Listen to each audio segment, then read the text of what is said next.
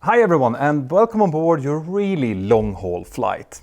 On this channel we've put together a compilation of some of the most jaw-dropping moments from the sky, so now all that you need to do is find a comfortable place to sit, bring out your favorite drink, sit back and relax.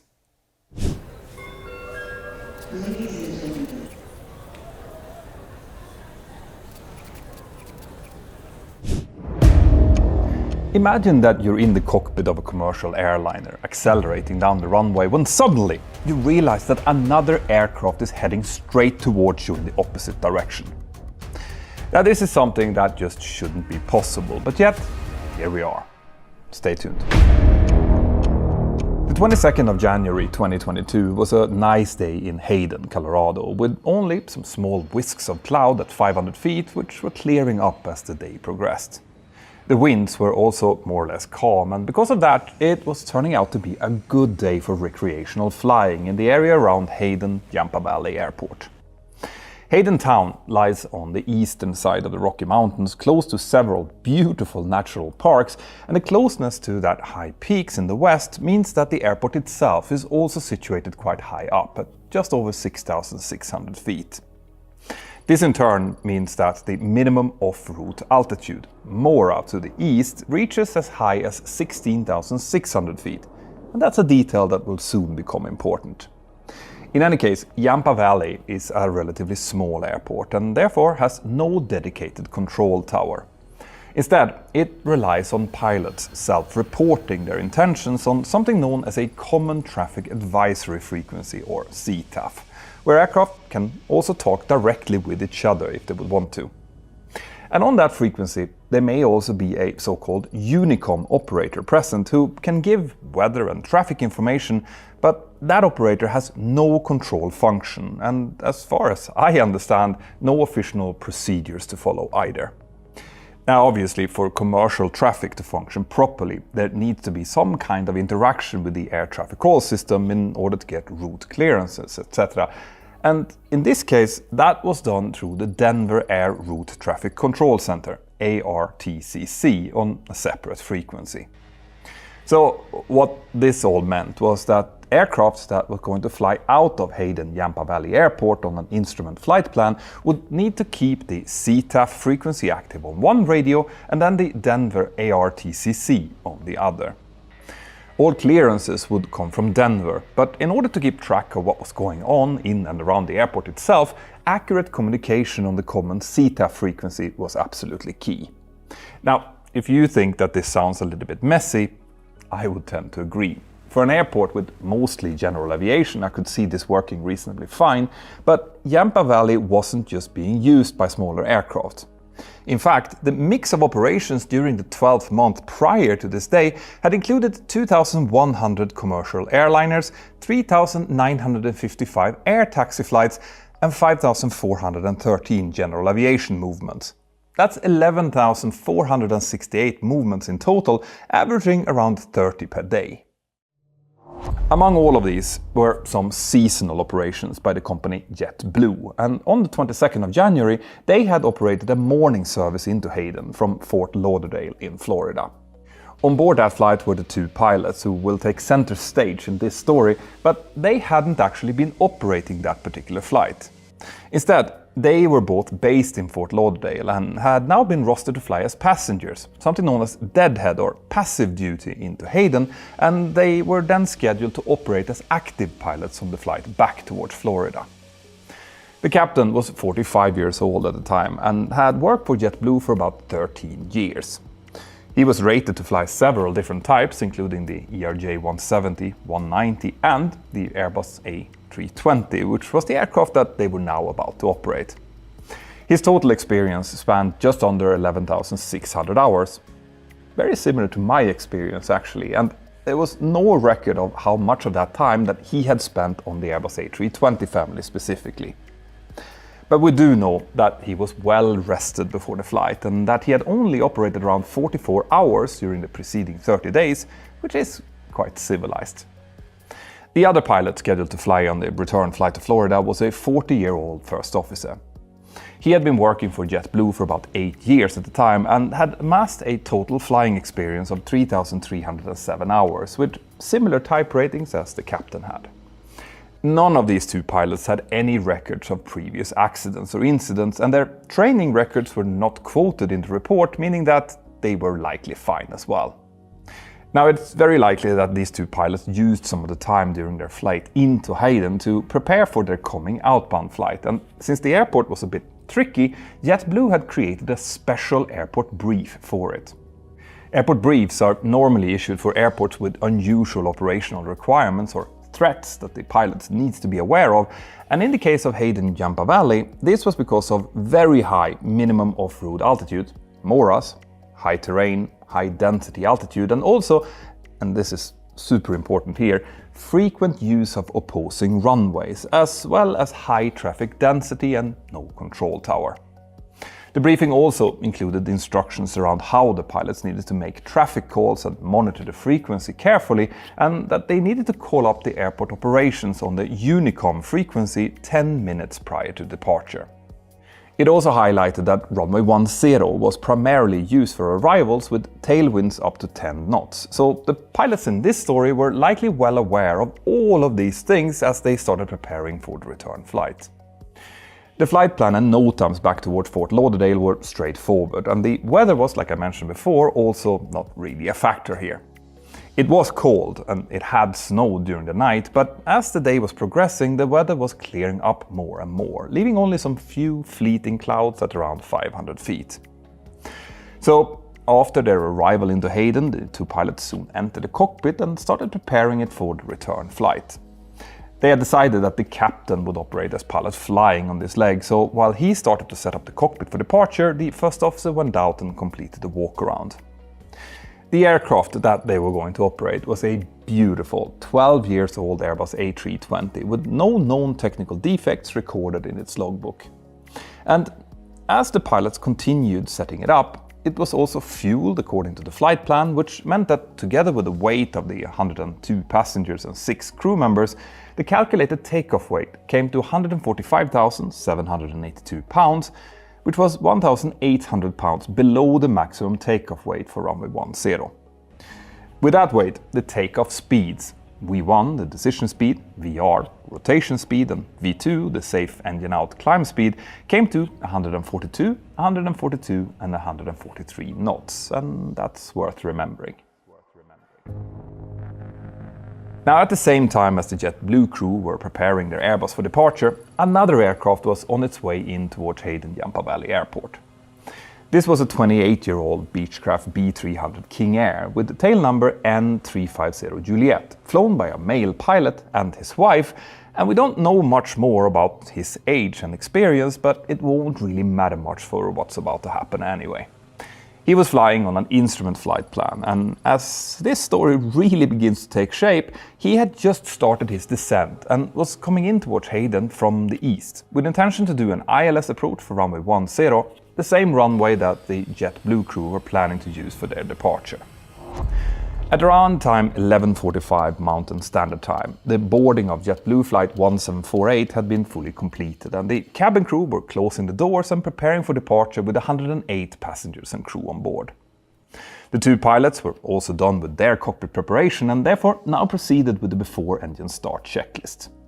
As soon as the doors were closed at time 11:48, the first officer called up the common CTAF frequency and announced that JetBlue flight 1748 were about to start pushing back, and also that they shortly intended to start taxiing out towards runway 10 for departure.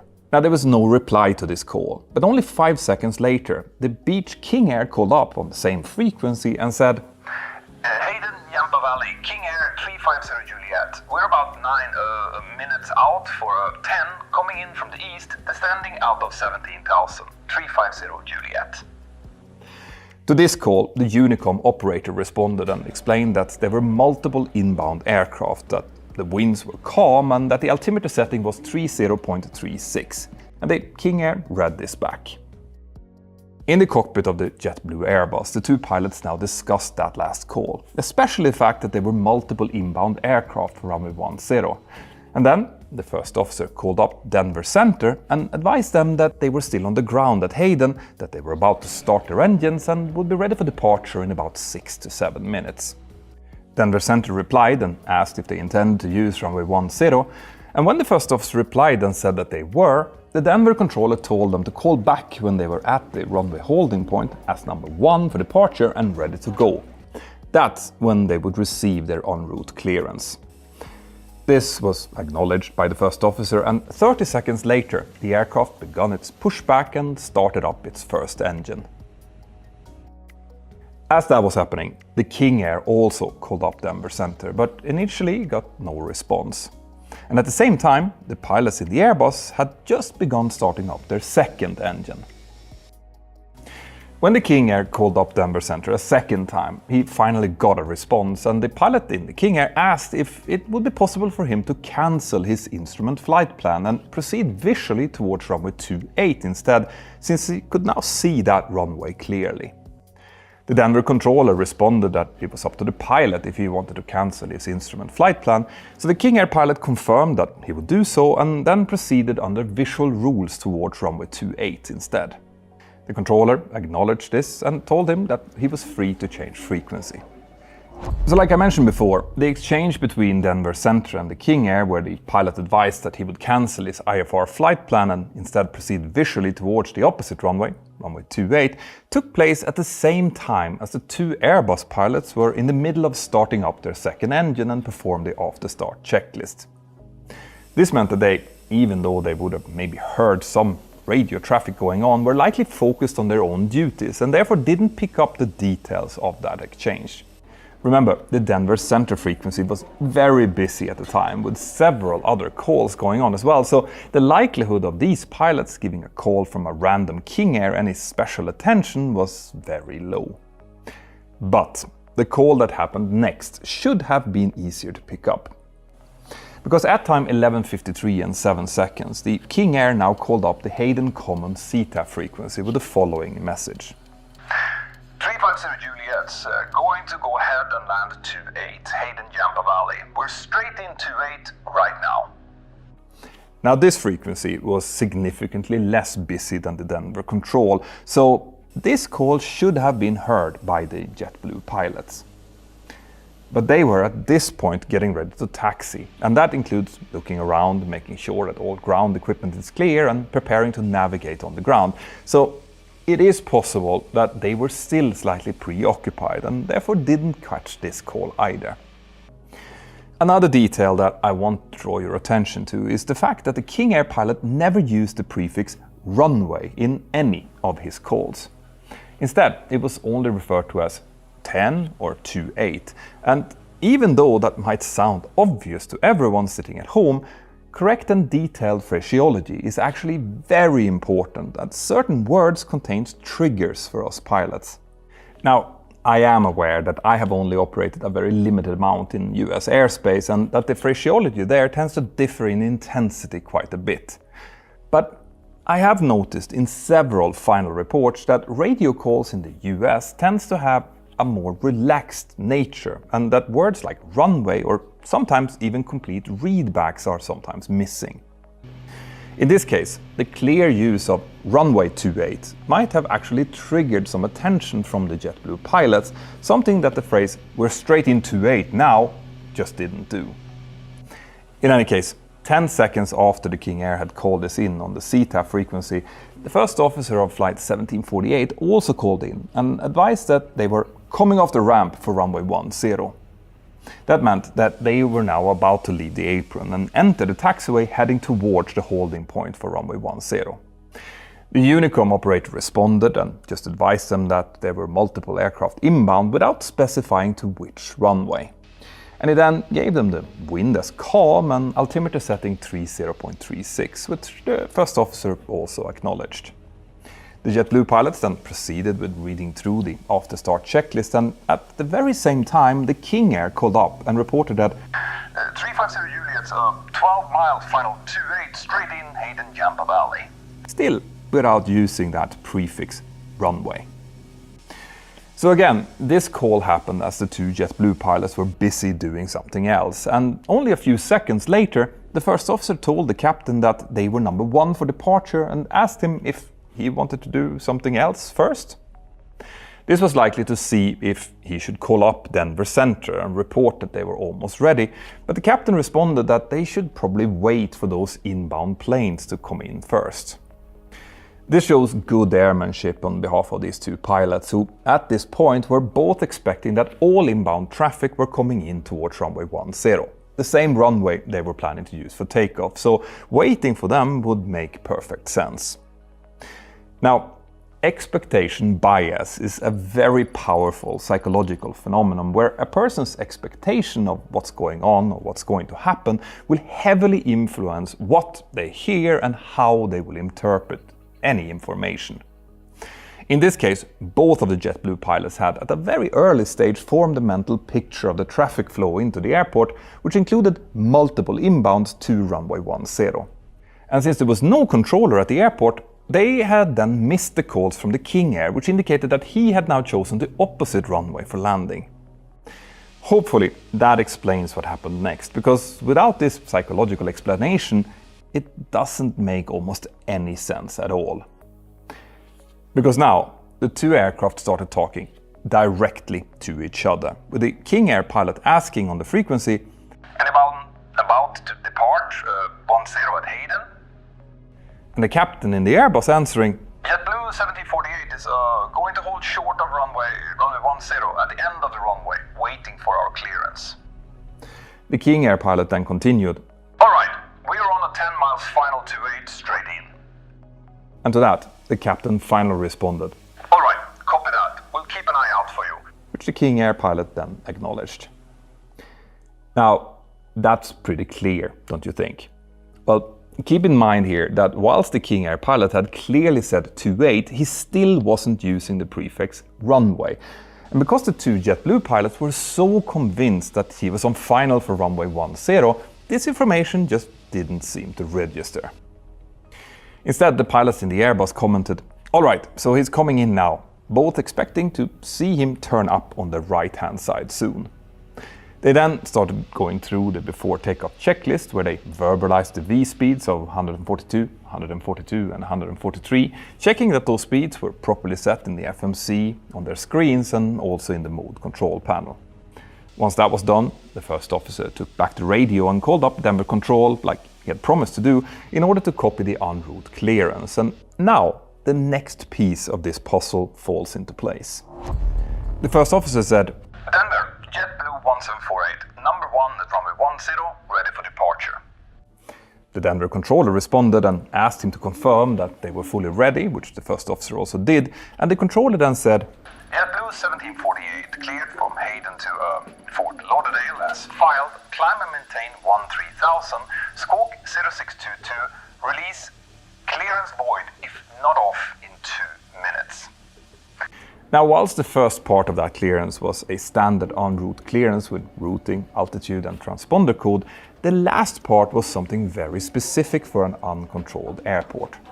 You see, since there was no controller on the airport that could give an actual takeoff clearance, it was up to the pilots to verify the runway to be clear before departure and then to just take off. But in order to be able to verify that this actually happened and to keep some kind of track of it, if something had gone wrong, the Denver Controller Center also gave a 2-minute window for the aircraft to take off, something also known as void time. If the aircraft had not taken off by then, well, then they would need to call up to get a new clearance, and if they didn't, the Denver Center could start to investigate why. Pretty clever, but in this case it also came with a pretty significant secondary effect. You see, as the first officer read back this clearance, a new sense of urgency got hold of the two JetBlue pilots. And even though it wouldn't have been a disaster to miss that 2-minute window, they still wanted to avoid that. So they quickly now finished their review of the departure route to follow, and then they completed the before takeoff checklist.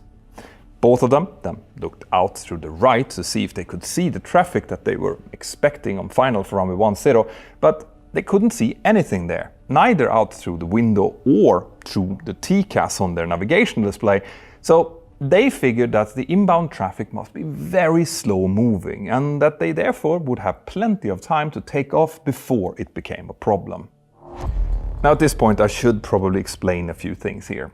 First of all, in the case where there is no air traffic control available, landing traffic always has the right of way in front of traffic that is still on the ground. The Airbus pilots knew this and therefore wanted to get away as soon as possible so they wouldn't be in the way of the landing traffic. Secondly, the TCAS, Traffic Collision and Avoidance System, has quite a few restrictions built into it when the aircraft is still on the ground or at a very low altitude. For example, all oral advisory messages and warnings are inhibited on the ground. All traffic advisory messages inhibited up to 600 feet, and resolution advisories are inhibited up to 1100 feet. This is to make sure that the pilots aren't fooled into making abrupt maneuvers close to the ground, but TCAS would still show the traffic symbols of any aircraft in its vicinity on the navigational display. So if the pilots would have increased their scale and looked on the other side of the runway, they would have likely spotted the approaching King Air, who was now getting ready to land. But instead, in this case, the two Airbus pilots just continued with their departure procedures, which included sitting the cabin crew down for departure, and when that was done and the aircraft was entering the runway, the first officer sent the following message out over the CTAF frequency. Hayden traffic, JetBlue 1748 released and we're taking off runway 10. Now, I'm sure you can imagine the kind of shock and confusion that this must have led to in the cockpit of the King Air.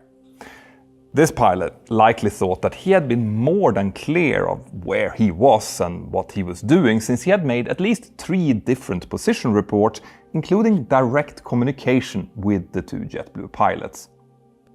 Within 5 seconds, the King Air pilot therefore responded on the CTAF frequency and said, Hayden Yampa Valley, you got a King Air on final 28. Hayden Yampa Valley, we have been calling. Now you would think that that call would finally be enough to solve this confusion and get the two JetBlue pilots back in the game, but you would sadly be wrong. Instead, in the JetBlue cockpit, the two pilots now discussed the position of the calling aircraft, but their expectation bias was so strong that it just did not register that he was actually straight ahead of them. Instead, the first officer called up the CTAF frequency again and said, Yeah, I thought you guys were still like 8-9 miles out. Which prompted the King Air pilot to answer, 4 miles. And then his wife chipping in, Less than that. Now obviously, if the two JetBlue pilots had understood that they were talking to an aircraft that was landing straight towards them on the other side of the runway, they would have just held their position or even taxied off again. But that didn't happen. Instead, the captain just told his colleague, well, we're taking off now, which prompted the first officer to again radio the CTAF and say, And JetBlue is on the roll, JetBlue 1748 on the roll, runway 10 Hayden. And to that, the King Air pilot just chillingly answered, All right, we're on short final. I hope you don't hit us. Now, if there ever was a call that should have gotten the JetBlue pilot's attention, it was this one. And that's because, in their mind, they were now speeding up their departure to avoid getting in the way of the aircraft they thought was behind them. But an aircraft behind them wouldn't say, I hope you don't hit us. If anything, they would say, I hope I don't hit you. And another question that we have to ask here is why the King Air, who clearly did understand what was about to happen, didn't just discontinue his approach. Well, if you think about it, that could actually cause an even bigger issue seen from his perspective. A jetliner who's taking off will likely do so around halfway down the runway and then climb very fast.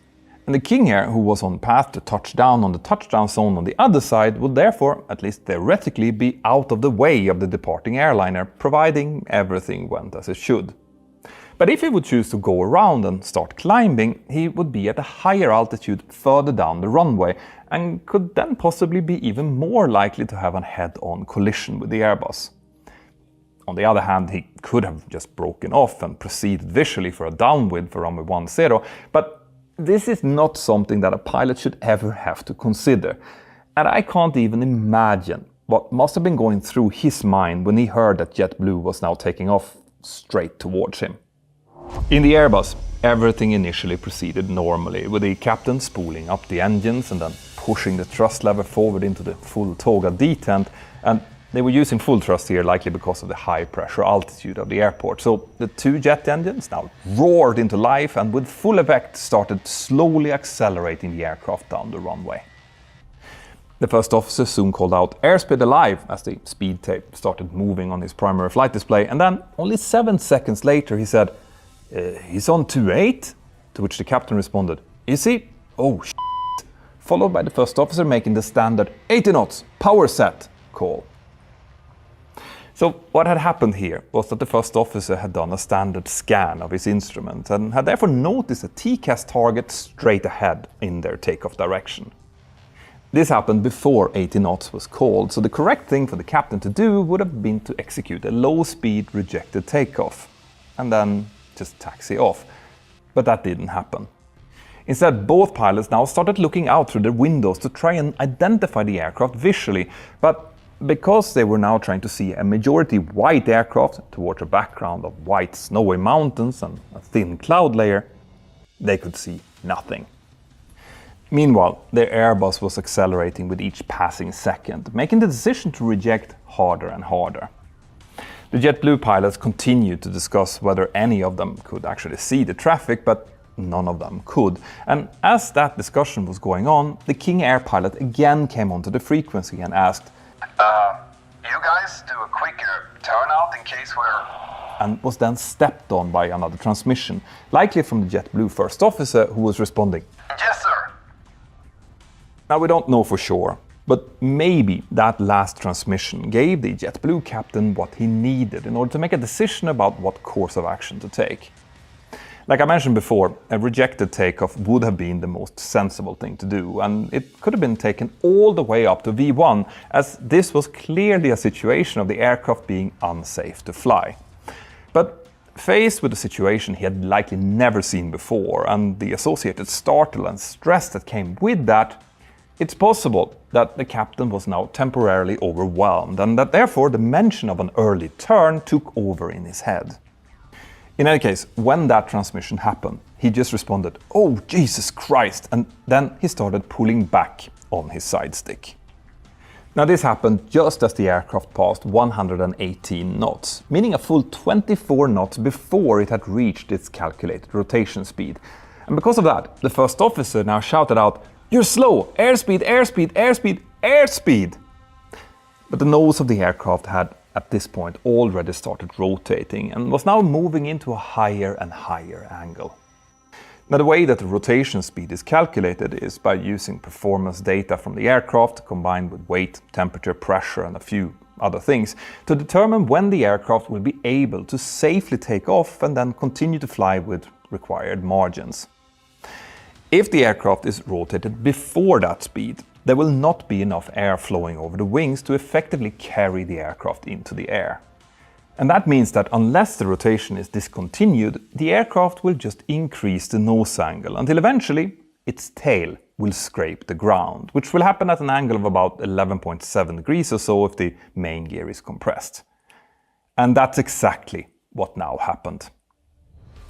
As the aircraft passed between taxiways Alpha 5 and Alpha 4, meaning well before the runway midpoint, a security camera on the ramp recorded the aircraft's struggle to get airborne and its eventual tail strike.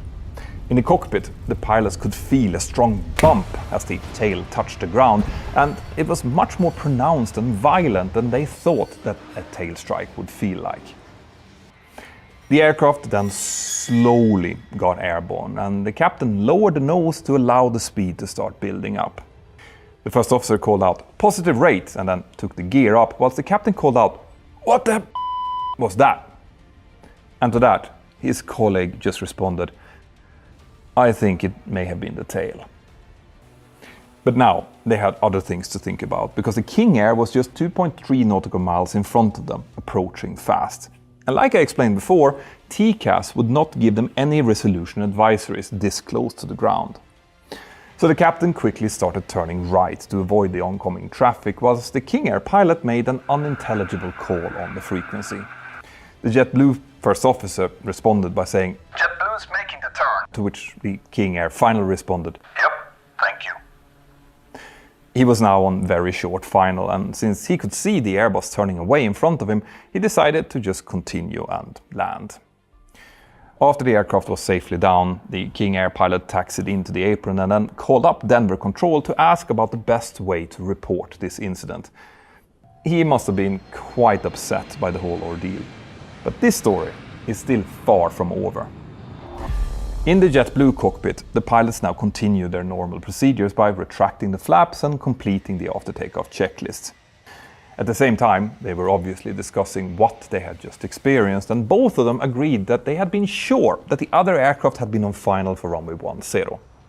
The first officer also pointed out that the captain had rotated way too early, to which the captain agreed, and he now said that he would write in the tail strike into the aircraft's logbook once they had landed back in Fort Lauderdale. As this discussion was going on, Denver Control called them up, first without getting an answer, but when he tried again, asking about their flight altitude, the first officer answered, JetBlue 1748, we're 10,100 climbing to 13,000 off Hayden, without mentioning a word about what had just happened.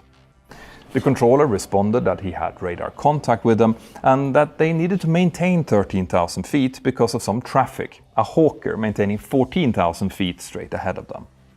Now, this gave the pilots some further time to discuss what they had just been through, and that included again pointing out how sure they had been about the King Air being on runway 10, but also how they felt that the Unicom operator should have told them that the traffic was actually coming in on runway 28. Obviously that would have been great, but the Unicom operator had no such obligations, and even though he could have done so, the fact that these two pilots were clearly talking to each other and that the King Air had repeatedly pointed out that he was coming in on 28 would have likely been seen as more than enough by that operator. The pilots then also discussed how they thought that the King Air was on an instrument IFR flight plan and how he therefore should have been taken in on runway 10 by the Denver controller. But those points were all moot. These type of discussions are all very typical after a traumatic event where the involved parties tries to find a way to explain and rationalize their own actions. That's all very human, but what that discussion failed to realize was that they now had another very real problem. You see, there is no way for a pilot in the cockpit to assess how badly damaged their aircraft is after a tail strike like this. Yes, the damage could cause issues with the pressurization, which could then lead to warnings, but even if that's not the case, there might still be substantial structural damage that doesn't give any warnings at all. Now here comes today's lesson from the cockpit. Whenever we are faced with a situation where there are many possible outcomes and we have some time available to evaluate it, we pilots are trained to use specific decision-making models to deal with it. Now this is something that I often talk about in my leadership courses, and these models come with different names in different airlines, like Fordec for example, but they all say basically the same thing. I use a model called PIOSI, and the way that this model is supposed to be used is by calmly going through the following points. P stands for problem. What is the problem that we are facing? Now the mistake that most people make on this point is that they misidentify the problem as something that has already happened, rather than what lies ahead of them. A great example of this is where the pilots might think that the tail strike is the problem, when the real problem is actually the issues that this tail strike could pose going forward.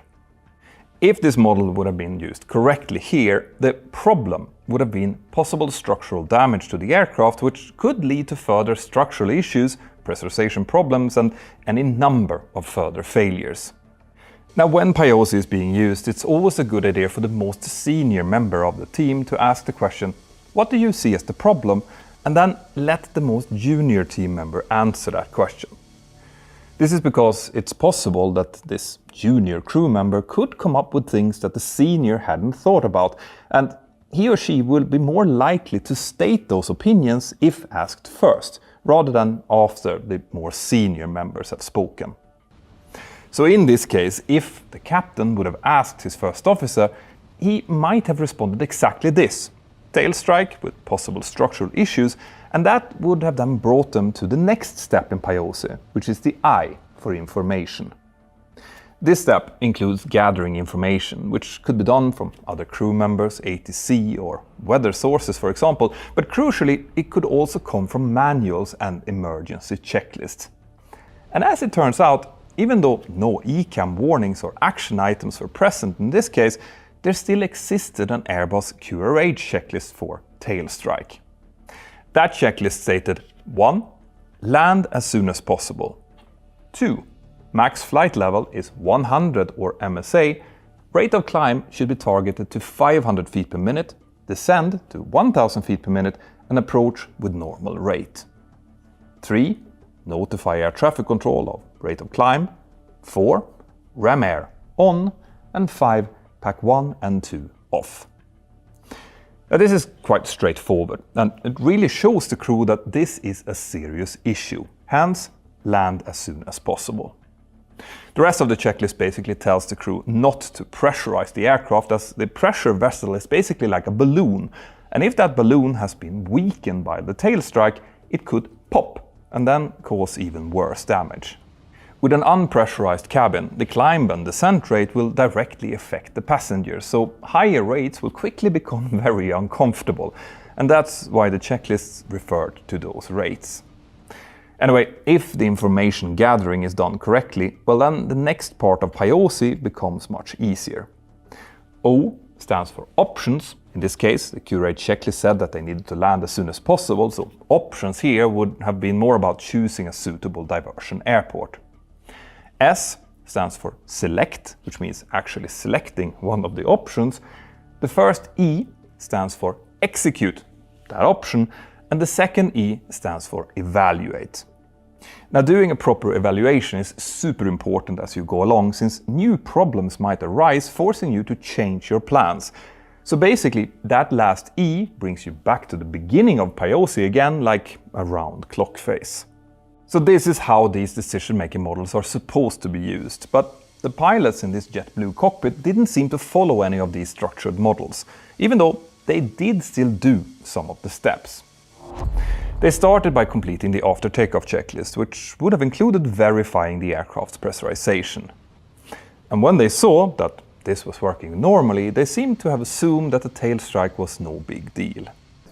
That in turn then meant that when the Denver controller came back and cleared them to climb to flight level 230, they happily accepted that and started climbing, allowing the pressurization system to slowly increase the differential pressure, pressurizing the balloon.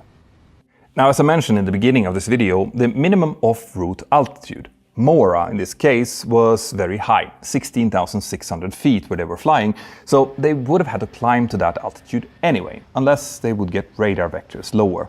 But they should not have accepted any higher altitude clearances than that. But that was something that they would only have known if they would have used the Quick Reference Handbook, the QRH, which they didn't do. But the captain did call up the cabin crew to see what they had noticed, and the attendant who answered that call said that they had indeed felt that the tail had hit the runway. She also explained that the impact had been very hard, enough to cause people's belongings to fall from their knees onto the floor, and that several passengers were therefore very worried. Now, hearing that, combined with the hard bump that they had felt themselves, should have definitely led the pilots towards that tail strike checklist, and the fact that it still didn't, in my view, just points towards a lack of training. But it is also obvious that the captain started to get a bit worried here, enough to make him want to contact the company maintenance rep over their company frequency. But not before accepting to climb even higher, up to flight level 260. When the captain started talking to the JetBlue maintenance representative, he explained what had happened and how violent the cabin crew had experienced the event, but he also mentioned that they didn't have any pressurization issues at the moment. The engineer told him to stay on the frequency while he checked if the aircraft had downlogged any of the fault messages that were available, and whilst he was doing that, the first officer checked in with a new Denver controller who cleared them to climb to flight level 310, and then 2 minutes later to flight level 350. Meanwhile, the maintenance engineer got back to the captain and recommended that they should not continue to Fort Lauderdale. the captain agreed, and together they decided that the best thing to do was to divert to Denver instead, since it was relatively close. So at time 12:12 and 13 seconds, the first officer asked Denver Control to initially level off at flight level 310. This was approved, and the captain then called up the cabin crew and informed them about the coming diversion. And he then followed that up with a PA to the passengers, explaining the incident and their need for a tech diversion. Everything was handled really well from this point onwards.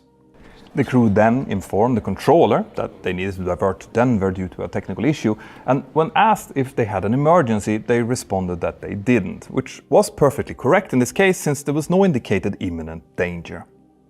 However, if they would have done the QRH checklist at this point, they would have encountered a bit of a conundrum. You see, the tailstrike QRH checklist is not created to be used in an aircraft that is already in cruise at a high altitude.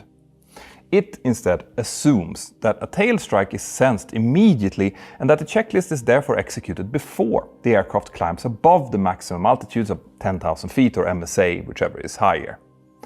So what to do in this case then?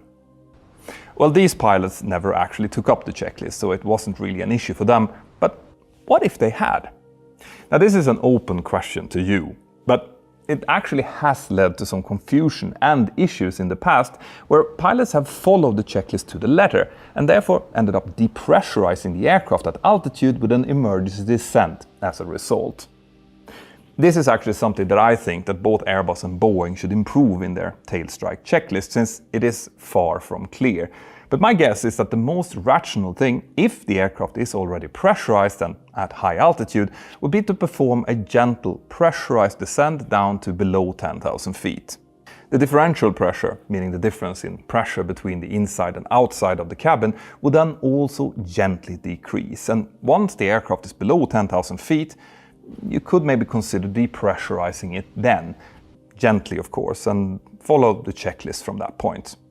But I am not sure what the best procedure from a structural point of view is, so if you're an aircraft structural engineer out there, feel free to let me know what you think in the comment section here below, and while you're down there, remember to subscribe and like the channel.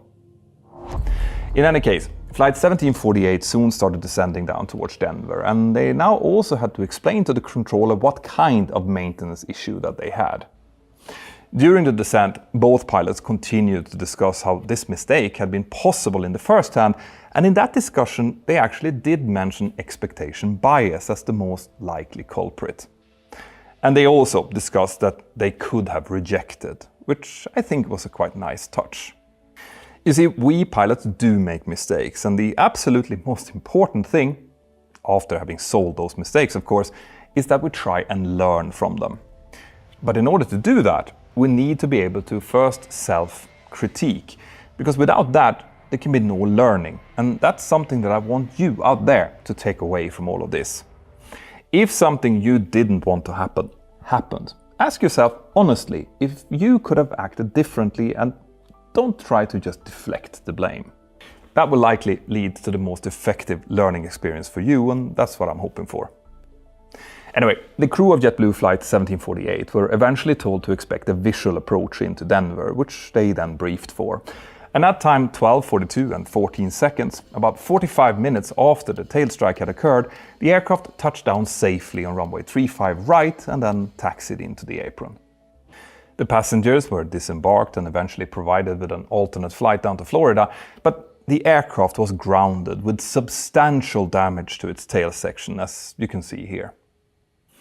The National Transportation Safety Board concluded that contributing to the cause of this serious incident was the JetBlue pilot's expectation that the King Air was approaching runway 10, when in reality that was clearly not the case.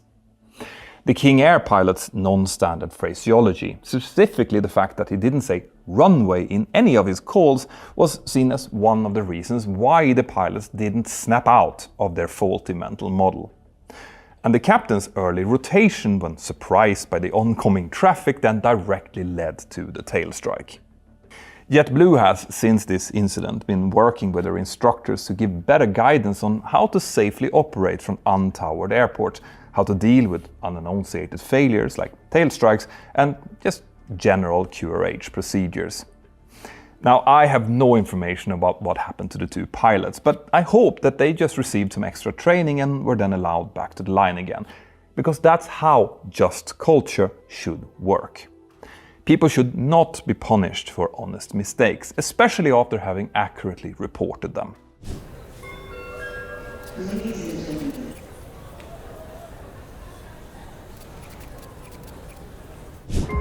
Why? Why would he have done something like this? A couple of very bad decisions from the pilots is sometimes all it takes to cause an aircraft disaster. At least this is the way that the media portrays aircraft accidents. But is that really true? The story I will tell you today looks from the onset like exactly such a scenario, with almost unbelievable carelessness shown. But was it really that simple? Stay tuned. The flight crew, who would later find themselves in a true nightmare scenario, started that day at a hotel in Cairo, Egypt. The captain and first officer, who flew for the Middle Eastern carrier Gulf Air, had spent the previous night hanging out with other crew members and, in the captain's case, also gambling at a local casino. And while the captain had therefore stayed up until 3 a.m, their next flight wasn't due until the following afternoon, so he got plenty of sleep and reportedly woke up feeling well rested. The date was the 23rd of August, the year 2000, and their assigned trip on that day was Gulf Air's regular flight 072 from Cairo over to the small island nation of Bahrain, located east of Saudi Arabia in the Persian Gulf. The aircraft that they were going to use was a nearly 6-year-old Airbus A320, which was in a great technical condition with no significant faults recorded on it. The weather was also reported as great along the route, with warm temperatures and not a cloud in the sky, so the pilots would have been expecting a relatively straightforward flight as they were going through their pre-flight briefing. The commander of the flight was a 37-year-old captain of Bahraini nationality who had accumulated 4,416 total hours over his 6-year career as a pilot with Gulf Air. He had originally joined the company as a flight engineer cadet at the age of just 17 back in 1979, and he then spent several years as a flight engineer on the Lockheed L-1011 before being promoted to first officer in 1994. After that, he was then transferred over to the Boeing 767 later that same year, and then further on to the Airbus A320 in 1998. Back to the 767 in 1999, and then finally again back to the Airbus A320 in January of the year 2000. He was then promoted to captain on the Airbus A320 on June the 17th that same year, but he subsequently took 3 weeks of vacation between July the 30th and August 19th, so as a result he had only accumulated 86 hours as a pilot in command by the time of this flight. Most pilots who had flown with the captain described him favorably, but he had only narrowly passed his upgrade check ride back in April after receiving some poor grades on 2 different emergency maneuvers. Some pilots also said that he had a tendency towards overconfidence and occasionally reacted poorly to suggestions from his first officers.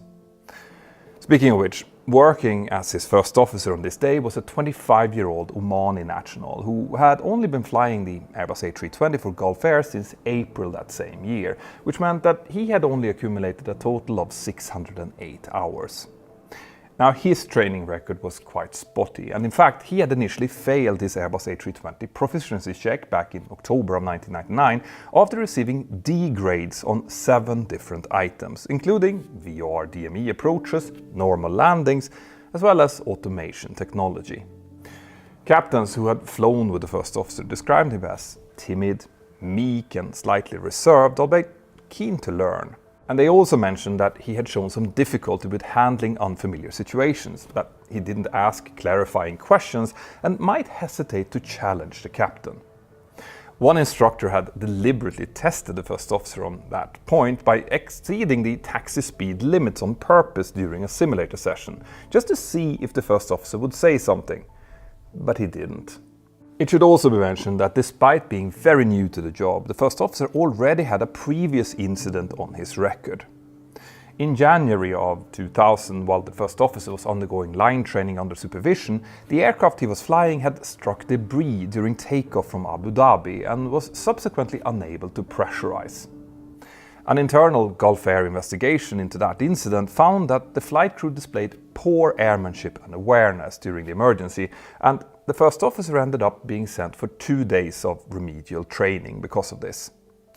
Now, I want to really emphasize here that this is how an airline should react if knowledge deficiencies are found out. You see, providing extra training and then possibly following up with some extra line checks is standard procedures when a pilot has committed errors that weren't done on purpose. That really just forms part of a just culture where people shouldn't be punished if they've done something but they didn't mean to. Anyway, despite the first officer's record, he had now been placed with a very new captain with little command experience, and that would not happen at most major airlines today. Now, Gulf Air did have a probationary period for new captains, during which time they couldn't fly with inexperienced first officers, but this period originally lasted only 40 flights, and in 1999 the company had then cut that down even further to just 20 flights. So at the time of this flight, there were no restrictions on who this captain could fly with. Now, if it seems strange to you that Gulf Air would roll back a safety measure, you wouldn't be alone in thinking so. And to explain what was really going on here, we need to look a little bit closer at this airline safety culture. Now, Gulf Air was originally a subsidiary of the British Overseas Airways Corporation, the forebearer to British Airways, until in 1973, when a majority stake was purchased jointly by the governments of Bahrain, Qatar, Oman and the Emirate of Abu Dhabi, which later became part of the UAE. The airline then acted as a joint flag carrier for all of those countries, with routes stretching from New York to Australia. Officially, the airline was registered in Oman, placing it under the authority of the Oman Directorate General of Civil Aviation and Meteorology, or DGCAM, while its chairmanship was rotated yearly between nationals of its stakeholder countries. During the 1990s, Gulf Air then started to encounter some financial difficulties, and that's where things started to take a very unfortunate turn. Records from the Oman DGCA show that during this period, regulators sent numerous letters to Gulf Air concerning violations by the airline, many of which received no reply or was just inadequately corrected. Gulf Air was subsequently sanctioned repeatedly for violations in areas ranging from flight operations, duty time limit exceedances, flight training and record keeping, among many other things. And these sanctions included restrictions of its extended twin-engine operations, or ETOPS authorization, revocation of its right to carry out 3-engine ferry flights on its 4-engine Airbus A340s, as well as suspension of several flight crew licenses. DGCA inspectors assigned to Gulf Air noted that the airline had no crew resource management training program, no quality management program, no safety awareness program, and were also lacking several other critical items required under the Oman civil aviation regulations. Now, not only was communication with Gulf Air on these issues drawn out and difficult, a later audit also found that the company expressed opposition to the existence of many of these regulations in the first place. In fact, during this time, instead of trying to comply, the company was actively reducing the number of safety programs that they had in place. For example, back in 1992, Gulf Air had started an in-house CRM training program in order to improve teamwork in the cockpit, but that was then discontinued in 1996 and replaced with nothing. The airline's human factors manager tried to organize a new CRM training program, but was totally unable to make any progress, so he just resigned, only for his replacement to come across the very same problem.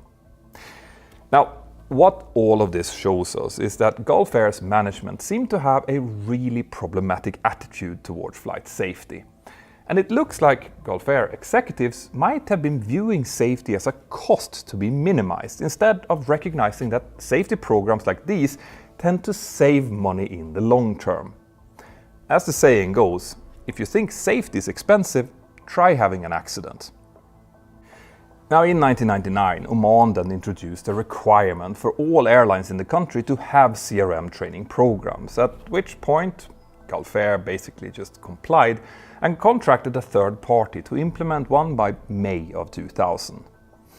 But then a contractual dispute delayed its development, and by the time of this flight, the training still hadn't started yet. That meant that since both pilots of Flight 072 were trained ab initio in-house by Gulf Air, neither had ever received any real CRM training, which is a fact that is going to become super important to this story. But that wasn't the only crucial training that they had missed. Gulf Air also didn't include normal go-arounds in its recurrent simulator training program, nor did it provide pilots with continuous simulator training on how to respond to ground proximity warnings. And that's also worth remembering here.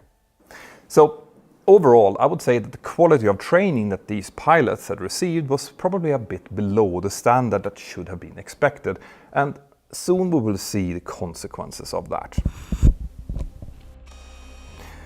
Back in Cairo, while the pilots were preparing their aircraft for departure, the 6 cabin crew oversaw the boarding of the flight's 135 passengers, eventually leading to a total of 143 souls on board.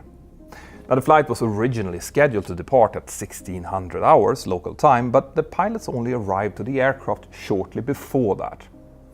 The crew of the previous flight reported that the captain had seemed angry when he arrived, and that he had told them that they were late because some company ground personnel had told them to go to the wrong gate.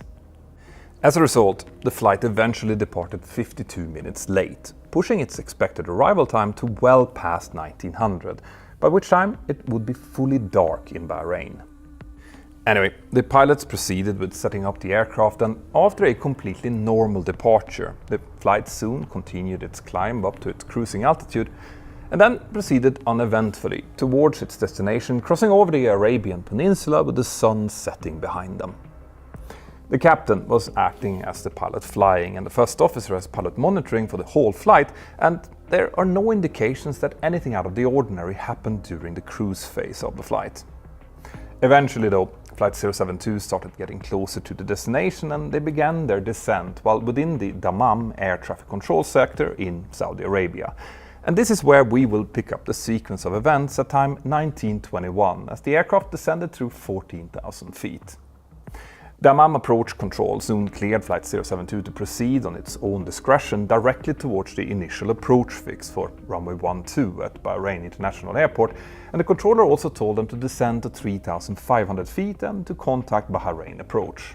The first officer immediately read this back and then called up Bahrain approach to report their position.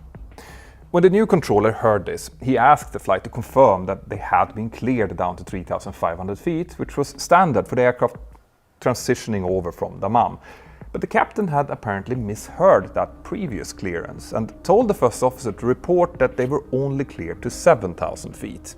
And the first officer did this without any type of protest. In response, the Bahrain controller simply again told them to continue their descent down to 3,500 feet, but somewhere around here, and possibly even before, Flight 072 had started to acquire some quite excessive indicated airspeed, well above 300 knots, which is something that would soon come to have a profound effect on what's about to happen. The final report isn't super clear about why this excessive speed was allowed to develop, but one possible contributing factor is that the captain misunderstood that previous clearance, which might have caused him to descend too slowly at first, only to then pitch down and allow the speed to build up in order to catch up with their intended descent profile. It is also possible that the direct to clearance that they had received earlier towards the final approach fix had cut down their available track miles and therefore led them to be high. In any case, there were no operational or ATC related reason why such a high speed would be necessary, since there was no other traffic in the area and plenty of space available to descend. No, instead, it seems likely that the captain might have deliberately used a higher than normal speed here in a misguided attempt to make up for being late or to impress his brand new first officer. In fact, during the descent, the captain had tried to show off his ability to quickly set up the navigational system for the approach without the first officer even noticing, which he then bragged about. Anyway, this excessive speed was then maintained as the aircraft descended down below 10,000 feet, where a speed limit of 250 knots would normally be enforced in most parts of the world. But Bahrain didn't have any official speed limit at low altitudes, and whilst most airlines enforced its 250 knot limit internally anyway, even in countries that doesn't really formally require it, Gulf Air had no such policy. Now technically the pilots were supposed to check with air traffic control before flying faster than 250 knots anyway, but that didn't happen. Instead, the flight was now cleared down to 1,500 feet, and at time 1925 the captain started maneuvering to intercept the final approach fix for the non-precision VOR DME approach to Bahrain's runway 12. A VOR DME approach uses a very high-frequency omnidirectional range radio beacon to define the approach course, which the pilots then can use and track with their instruments to align precisely for the runway. The VOR doesn't provide vertical guidance like an instrument landing system does, so instead the pilots will track their distance from the airport's distance measuring equipment, or DME, and then start their descent at predetermined distances according to the approach charts. In bad weather, a VOR DME is less precise than an ILS and can therefore be a bit trickier to fly, especially in bad weather. But on this day, the weather wasn't an issue at all, since the visibility was almost unlimited. According to the approach chart for this particular approach, Flight 072 would need to use the VOR to align with the runway at a minimum distance of 9 nautical miles from the DME station and at a platform height of 1,500 feet. In this case, the DME station was situated 2 nautical miles beyond the far end of the airport, so if you want to compare DME distances to the remaining track miles to the runway, you have to subtract 2. Now that's not super important for this story, but just something that I wanted to mention in order to avoid some confusion as we continue.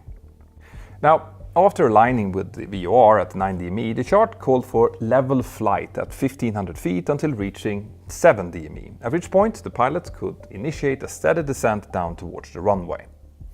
According to Gulf Air's standard operating procedures, when flying a non-precision approach like this, the pilots had to configure the aircraft fully for landing before reaching the final approach fix, which in this case was that 7 DME point. Since non-precision approaches are generally more complicated to fly and require more focus, most airlines at the time had this SOP to enable the pilots to fully focus on the navigation once the descent was initiated. For the Airbus A320, that meant that the flaps needed to be set to full, the landing gear needed to be down, and in this case, they also needed to maintain an altitude of 1,500 feet prior to the fix.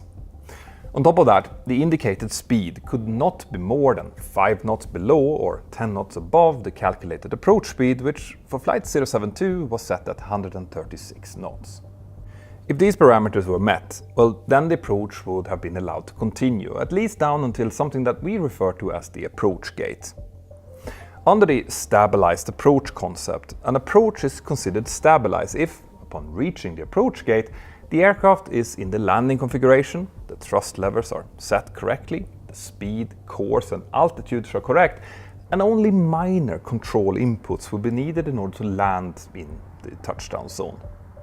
At Gulf Air, that approach gate for a VOR DME approach was at 1,000 feet above the runway, which would normally be reached at just above 5 DME on this particular approach, meaning about 3 miles from the runway.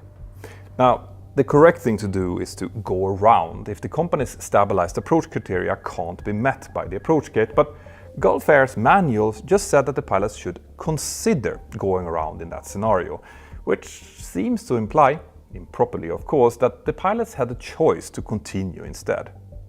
Anyway, we don't know exactly how much that particular issue had any influence here, but what we do know is that it should have been obvious from a very early stage that this particular approach would not be stabilized by 1,000 feet. During the descent, the captain extended the speed brakes a couple of times in order to try and slow the aircraft down, but he didn't use them to their fullest extent. And by the time the pilots had intercepted the landing course at 9 DME, they were still at 1,873 feet instead of the required 1,500 feet, and their airspeed was still at an absolutely insane 313 knots. At that point, the correct thing to do would have been to request a nice big 360-degree orbit, or a holding pattern, or maybe even some radar vectors, and then they would have been able to use those extra track miles to properly slow down and descend to the correct altitude. If that would have been done, that might have added another 5 minutes or so to the flight, but that would have been it. But the captain didn't want to do that. In fact, these pilots never even discussed that possibility.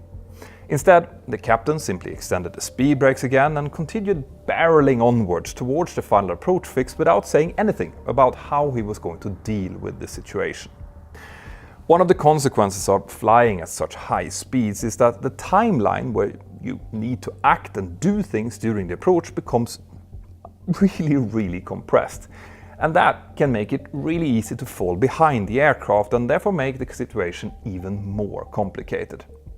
The first officer's job here, since he was pilot monitoring, should have been to point out that the approach was unlikely to succeed and suggest an alternative course of action, or at least express that he was uncomfortable with what he was seeing.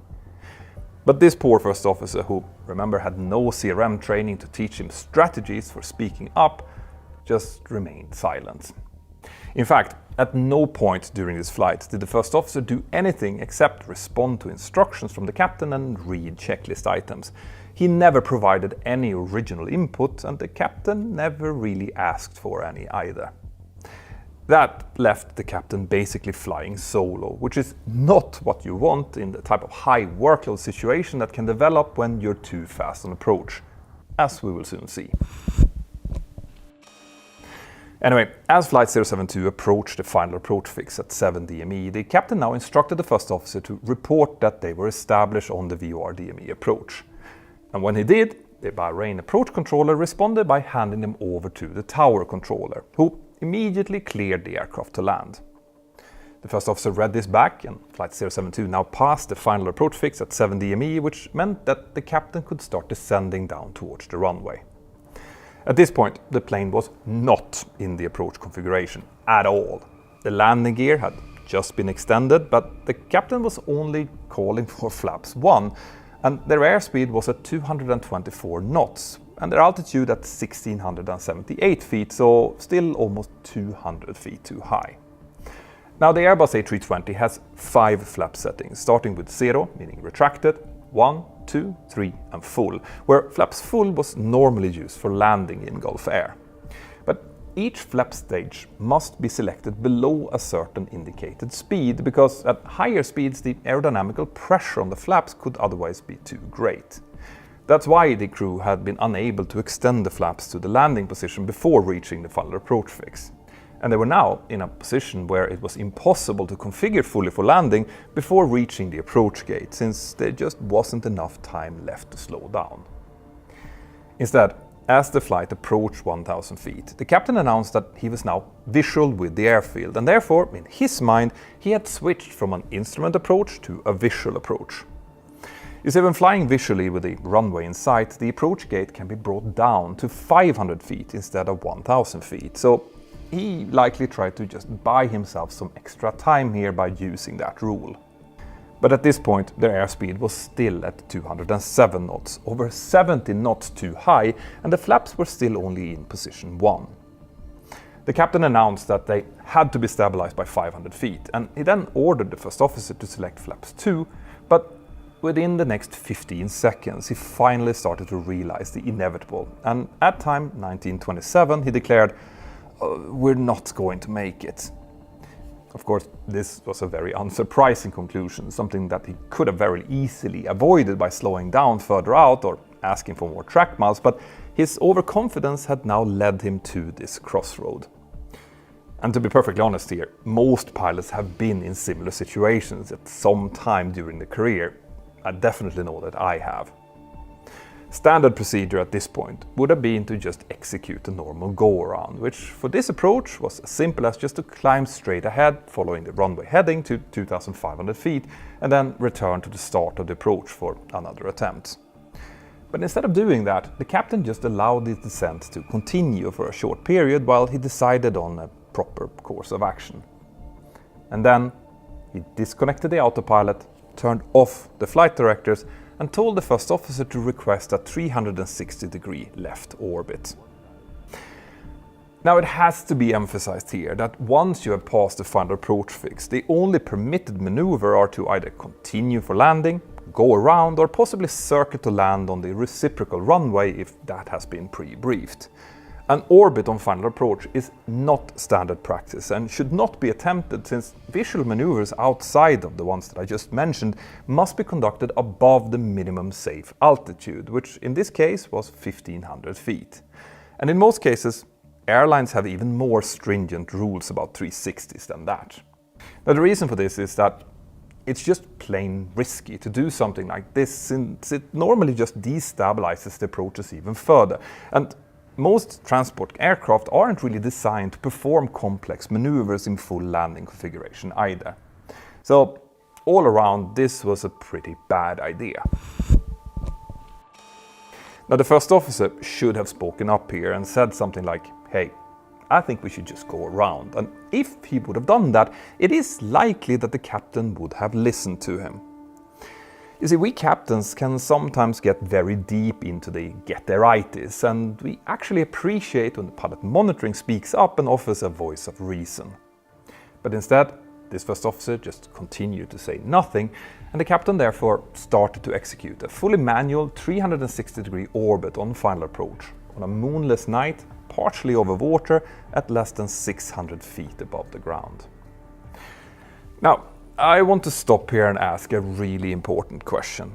Why do you think a pilot would choose to do something like this? Why would he disregard rules, regulations, and plain common sense? Well, the answer, it turns out, is that there are several factors that can lead to intentional non-compliance with SOPs and rules, and all of them were in play here. Now, of course, the captain's history of overconfidence and penchant for showing off may have predisposed him to take risks. After all, he was new to his role, and he may have felt a bit embarrassed about his failure to stabilize the approach under these nearly perfect weather and visibility conditions. In such situations, a go-around can feel like admitting to failure, which can be difficult to do for some people. But studies have also shown that pilots can intentionally deviate from SOPs if everybody does it, or if the SOP is not perceived as realistic. In other words, it's part of the company culture. Or they might also do it in an attempt to optimize things like time, fuel consumption, or workload. Now, violation for any of these reasons become more likely under four main conditions. First, the expectation that the rule will have to be bent in order to get the job done. Secondly, high confidence in one's own ability to accomplish the task. Third, the presence of opportunities to do things more efficiently than the procedure allows. And fourth, inadequate planning, forcing problem solving on the fly. And as it turns out, all of these risk factors were present here. First of all, according to air traffic controllers, some Gulf Air flights had occasionally done orbits on final approach in the past, so the captain was probably aware that there were informal precedents for doing this. Secondly, an orbit instead of doing a go-around would obviously save both time and fuel. And third, the crew had not recently discussed the go-around procedure or what criteria they would need in order to go around. So, in other words, insufficient planning. There was no trace on the cockpit voice recorder of a proper briefing, but of course the recording was only 30 minutes long, so it could have happened earlier. Anyway, what I think is by far the most important external factor here was the company culture. You see, whilst Gulf Air insisted that no pilots were ever to be punished for going around from an unstable approach, they still required pilots to submit a report about the reason for the go-around if they did one. Now, not only was this extra paperwork probably pretty annoying to do, but it also led to the perception among some Gulf Air pilots that the airline viewed go-arounds unfavorably. And that, right there, is absolutely unacceptable. Anytime pilots develop that impression, even if they're wrong, the airline needs to take clear and unambiguous action to dispel those type of worries. Because when pilots feel pressure not to go around, they will start taking risks to avoid them. So if you imagine yourself in the captain's shoes here, you've just messed up this approach by flying too fast for no real reason, and you're now unstabilized, but if you go around, you'll have to submit paperwork explaining to your boss why you couldn't land on a nice long runway with unlimited visibility, minimal wind and no other traffic, and a perfectly functioning aircraft. So why subject yourself to all of that when you could just do an orbit instead to get back on track and just land? Does it make a little bit more sense to you now? Yeah. Anyway, one way that the airlines can prevent this kind of thing is by monitoring flight data over their fleet for unusual signals or exceedances of certain parameters. This is called a flight data monitoring program, and it can be super useful to detect when pilots are routinely violating SOPs in situations that wouldn't otherwise be reported. Now, those kind of programs allows airlines to identify the root causes of violations and change their policies in order to incentivize the correct actions. But Gulf Air's flight data monitoring program only existed on paper. The airline had even purchased its planes with quick access data recorders installed to facilitate this kind of monitoring, but they had never been turned on. So this is basically a great example of how airline policies and culture can play a huge role in pilot decision making and explain why certain seemingly inexplicable decisions are taken. Anyway, in the Bahrain control tower, a trainee controller was operating the tower position under supervision when Flight 072 called up to request that orbit. At this point, Flight 072 had not reported that they were visual, so as far as the controller knew, they were still flying the VOR approach, where such a maneuver was definitely not allowed. So strictly speaking, the controller should have denied this request and just ordered their flight to execute a go-around instead, but both the trainee controller and his supervisor didn't really recognize the problem and instead just approved the request for that 360 turn. So the captain now finally started turning left to begin the orbit, while positioned just 0.9 nautical miles short of the runway threshold, which is just insane. At this point, their altitude was still 584 feet, with an airspeed of 177 knots, meaning that they were still over 100 feet too high and 40 knots too fast. As the captain held the plane in the turn, he told the first officer to first select flaps 2, then flaps 3, and then finally flaps full, and after having done that, the first officer called out that the landing checklist was now complete. The captain was now flying the plane manually in full high-drag landing configuration, which was quite difficult because even the fly-by-wire Airbus A320 doesn't handle very well with full flaps in level flight and in a turn. And to make matters even worse, Bahrain Airport is located on a small island in the Persian Gulf, so as the left turn progressed, the airplane soon passed over the airport and out over the water, which was pitch black, since the sun had set and the moon hadn't yet risen. Since the captain had turned off the autopilot and the flight directors, he was now flying visually, and he soon found himself forced to glance back and forth between his instruments and out the window in search for a reference point. The flight data shows that he was having difficulty controlling the plane in both roll and pitch, and he might have started to become disoriented already at this point.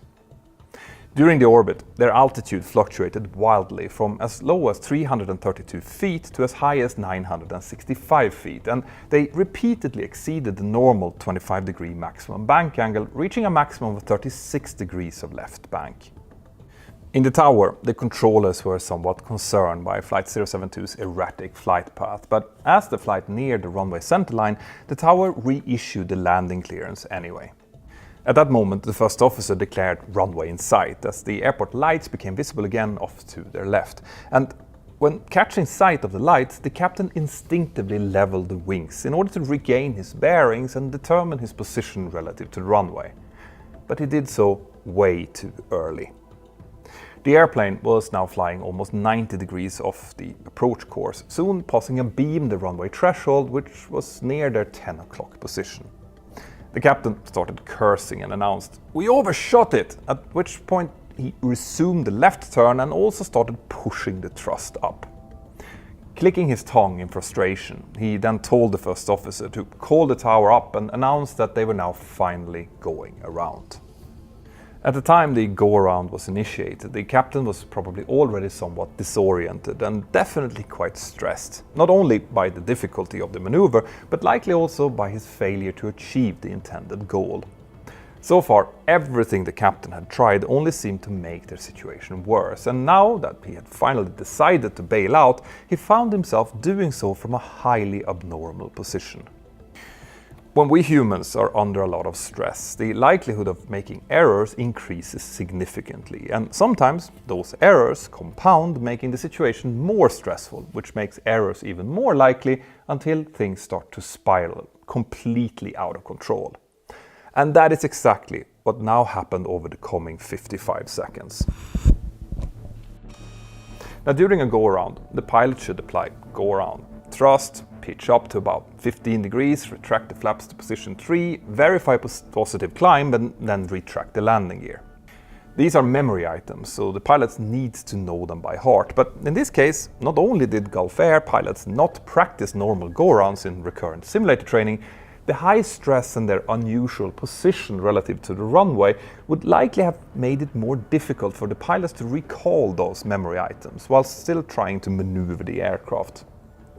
Initially, the captain started pulling back on his side stick, reaching a pitch up of almost 14 degrees, but instead of holding it there, he then started steadily, likely instinctively, pitching the nose back down again, below 10 degrees as he continued the left-hand turn. Meanwhile, he also called for go-around flaps, and at the same time, in response to the first officer's go-around call, the tower asked if they would like radar vectors back for another approach. The captain answered yes, and the first officer replied as such, whilst also moving the flap lever back to position 3 like the captain had asked for. The captain then also called for the gear to be retracted, and the first officer complied, but the aircraft still continued turning left, past the runway centerline, instead of following the published go-around procedure, which was to follow the runway heading straight ahead. Now, we don't know why that happened, but it might have been in anticipation of the imminent radar vectors back onto the approach, or the captain was now getting so task-saturated that he was missing that the aircraft was still turning. At the same time, he kept applying subtle, probably subconscious forward pressure on his side stick, causing the nose to slowly drop towards 6 degrees, way below the go-around pitch attitude of 15 degrees. It's worth noting here that during a go-around with the flight director engaged, the flight director overlay on the primary flight display would have indicated the target pitch angle of 15 degrees. But because he had turned the flight directors off during the orbit, there was now no target pitch shown. Most likely the captain was not even aware that he was making these nose-down inputs, because he would have been focused on turning the plane and calling for the go-around configuration. And what happens when an aircraft starts pitching down with go-around thrust set? Yes, it starts accelerating. Now, in a disoriented state, an increase in forward acceleration can feel very similar to an increase in pitch. And that's because both forces pushes you in the same direction relative to your seat, basically back into it. And the vestibular system in our inner ears cannot determine the difference between those two feelings. The only way that our brains have in order to separate these two feelings is by outside visual references like a horizon or the attitude indicator. This type of sensory confusion is called a somatogravic illusion, and it has caused several accidents over the years involving pitch down inputs during a go-around. So in this case, as the captain became more stressed and task-saturated by this complex series of maneuvers, he also started to become more susceptible to the effects of somatogravic illusion.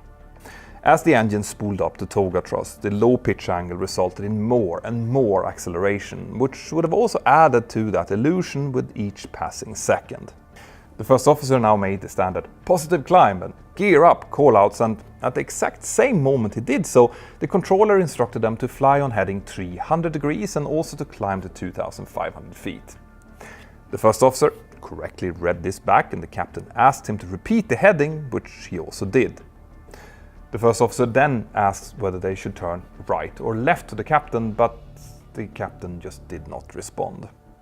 In fact, he had now started to level the plane off on a heading of 040 degrees instead of the cleared 300 degrees. Just 2 seconds later, before anyone could clarify the situation, a continuous, repetitive chime suddenly started blaring, warning the pilots that the plane was now exceeding the maximum speed of 185 knots for flaps in position 3. The first officer exclaimed that they were over the speed limit, and as he did that, the tower instructed them to now contact Bahrain approach again. The first officer read this back, but the captain just let out a swear word. He was likely now far down the stress cone. As all of this was happening, the aircraft proceeded out beyond the limits of Bahrain Airport and towards the pitch-black Persian Gulf. And that suddenly meant that the captain would now only see a complete blackness outside of his windows. Within 2 seconds after this loss of visual references, he now started pushing forward even more on his side stick, causing the nose to rapidly drop below the horizon until it reached a terrifying -15 degrees, the maximum pitch down allowed by the Airbus A320's flight envelope protections.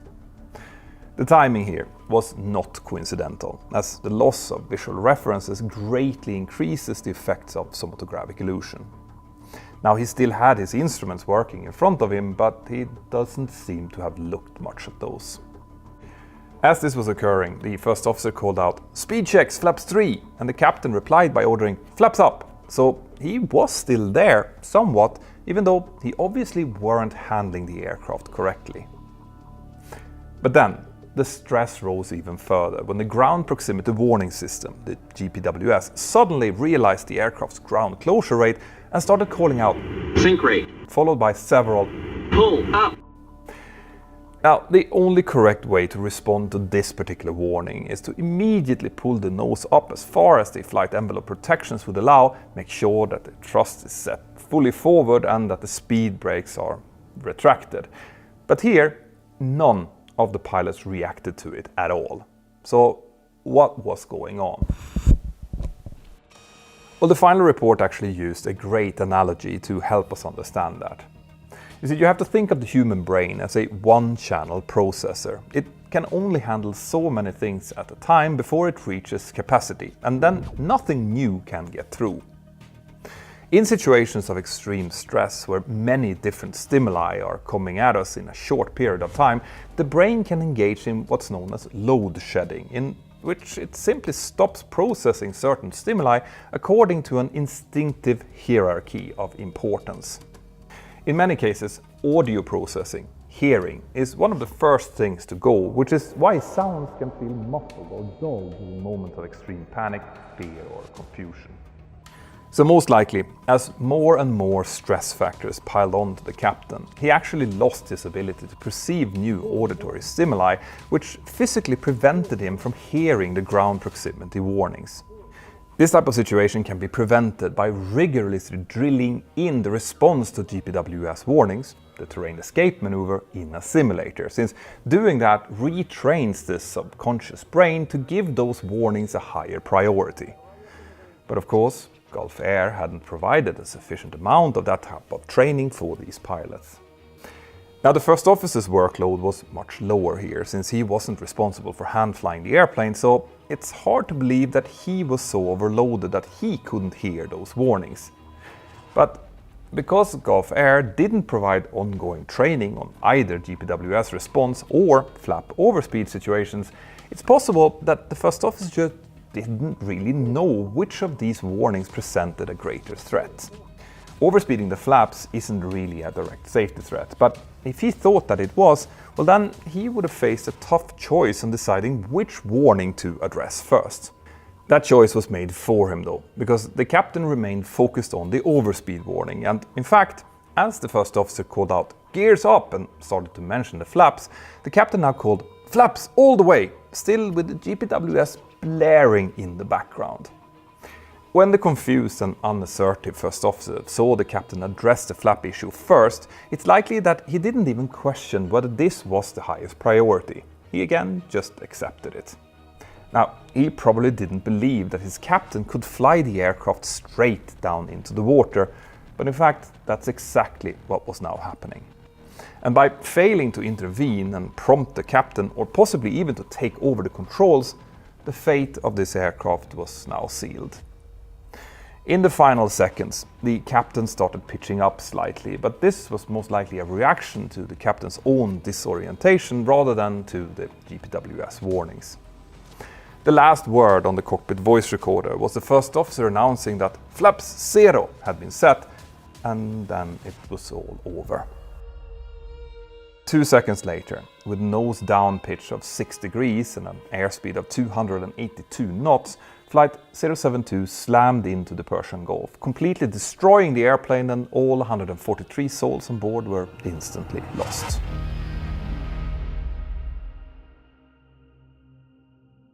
In the aftermath of this accident, it would have been easy for the investigators to write it off as yet another case of crew spatial disorientation during a go-around. There have since been several tragic accidents of this type where a pilot becomes disoriented and makes nose-down inputs during a go-around, including, but not limited to, Fly Dubai Flight 981 in 2016, Tatarstan Airways Flight 363 from 2013, and Armavia Flight 967 back in 2006, which I have previously shown on this channel.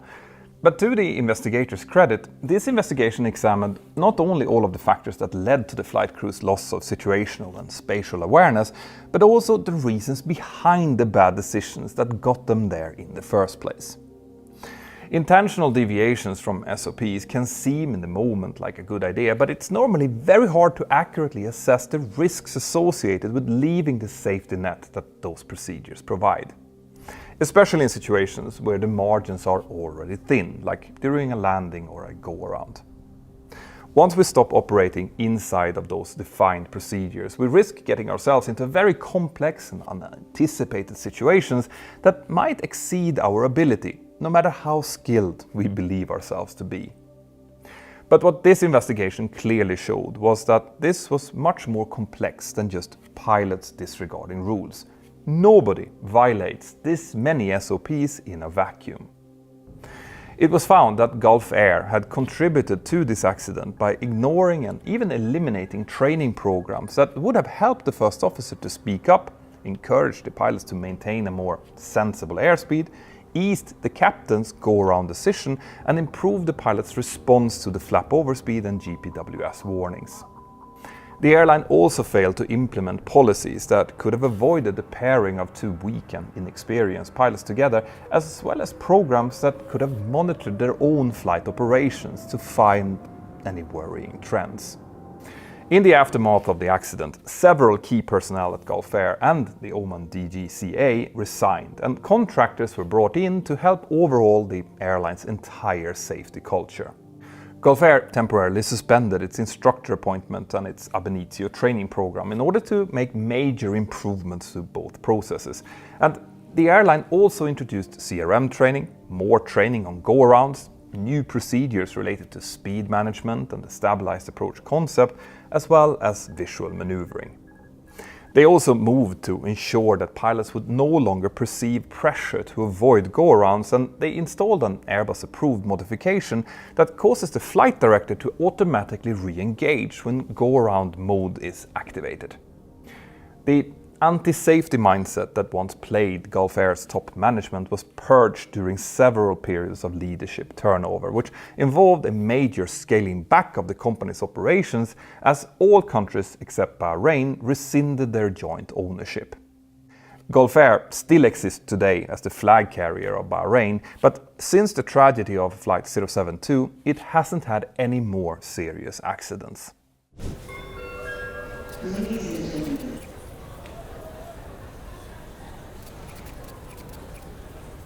What is the absolute worst thing that you can imagine happening to an aircraft?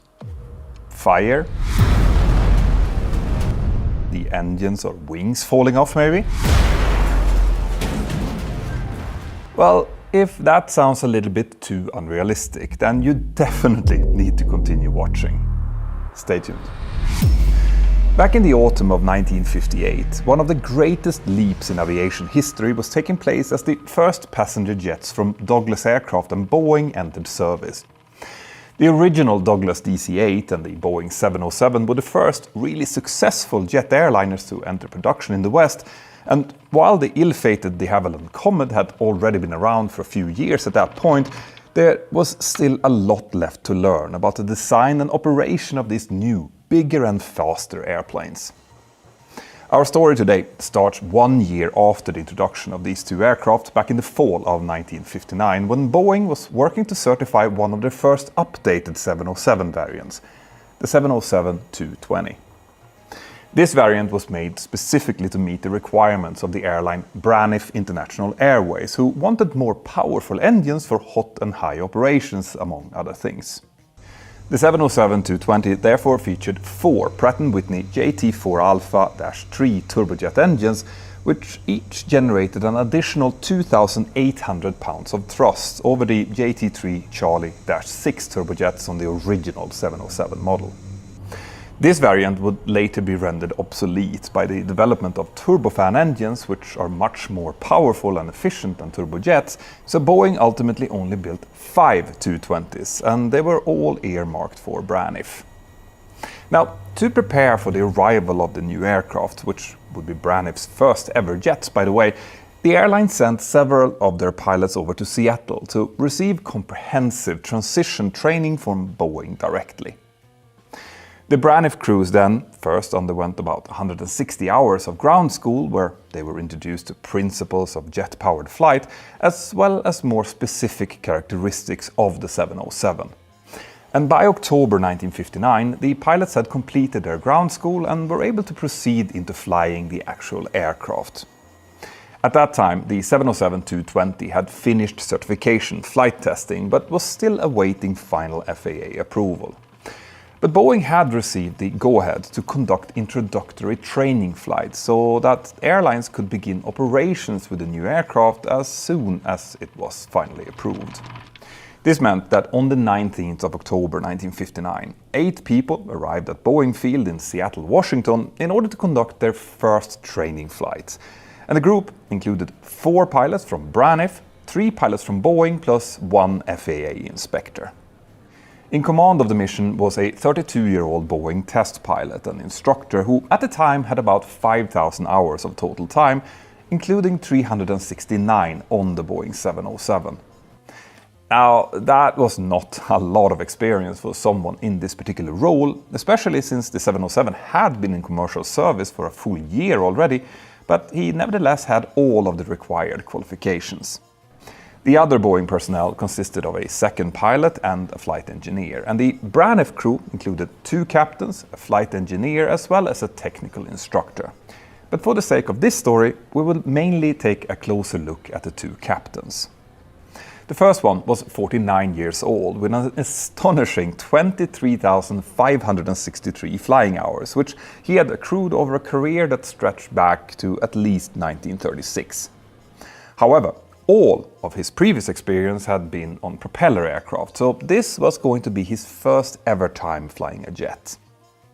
The second captain was 43 years old, with an equally impressive 20,450 flying hours, and like his colleague, this was going to be his first 707 experience. The 8th and final occupant was the FAA Air Carrier Operations Inspector, who was going to ride along as a passenger in order to observe the training process. Now, before the training day started, an instrument flight plan had been filed with its beginning and end at Boeing Field, with a training area defined north of Seattle and a planned fuel endurance of the aircraft of about 5 hours or so. But before we go any further here, I want to pause and address something that maybe some of you might be wondering about. Why were these pilots going straight from ground school and into the real aircraft at all? Well, that's because back in 1959, flight simulators were essentially not really a thing yet. Some very primitive simulators did exist, but they didn't bear much resemblance to the real aircraft at all, so they were mostly just used for learning where all of the switches and buttons were. And also, since the Boeing 707 was an essentially brand new aircraft, there certainly weren't any simulators available for it yet. This meant that at the time, there was really no substitute for gaining experience in a real-world setting. And if we look at the records, there were a lot more training accidents back then for this very reason. Anyway, one of the main objectives of these first training flights was to introduce the airline pilots to several flight dynamics that they wouldn't have encountered before, since they were quite unique to jet operations. These were aerodynamical peculiarities with special names like MacTuck or Dutch roll, for example. And Dutch roll specifically is going to play a huge role in this story. So, what is it exactly? Well, let's have a look. An airplane in flight can rotate around any of three different axes. We have the pitch axis, which moves the nose up and down, and then we have the roll axis, which is where the wing goes up on one side and the other wing goes down. And on top of that, we have the yaw axis, where the nose moves left and right. Now for this explanation, let's focus on that yaw axis. When the aircraft, for example, yaws nose left, the right wing will move forward while the left wing will retreat backwards. And on a swept wing, like on the 707, this will cause the air to hit the advancing right wing at a more direct angle.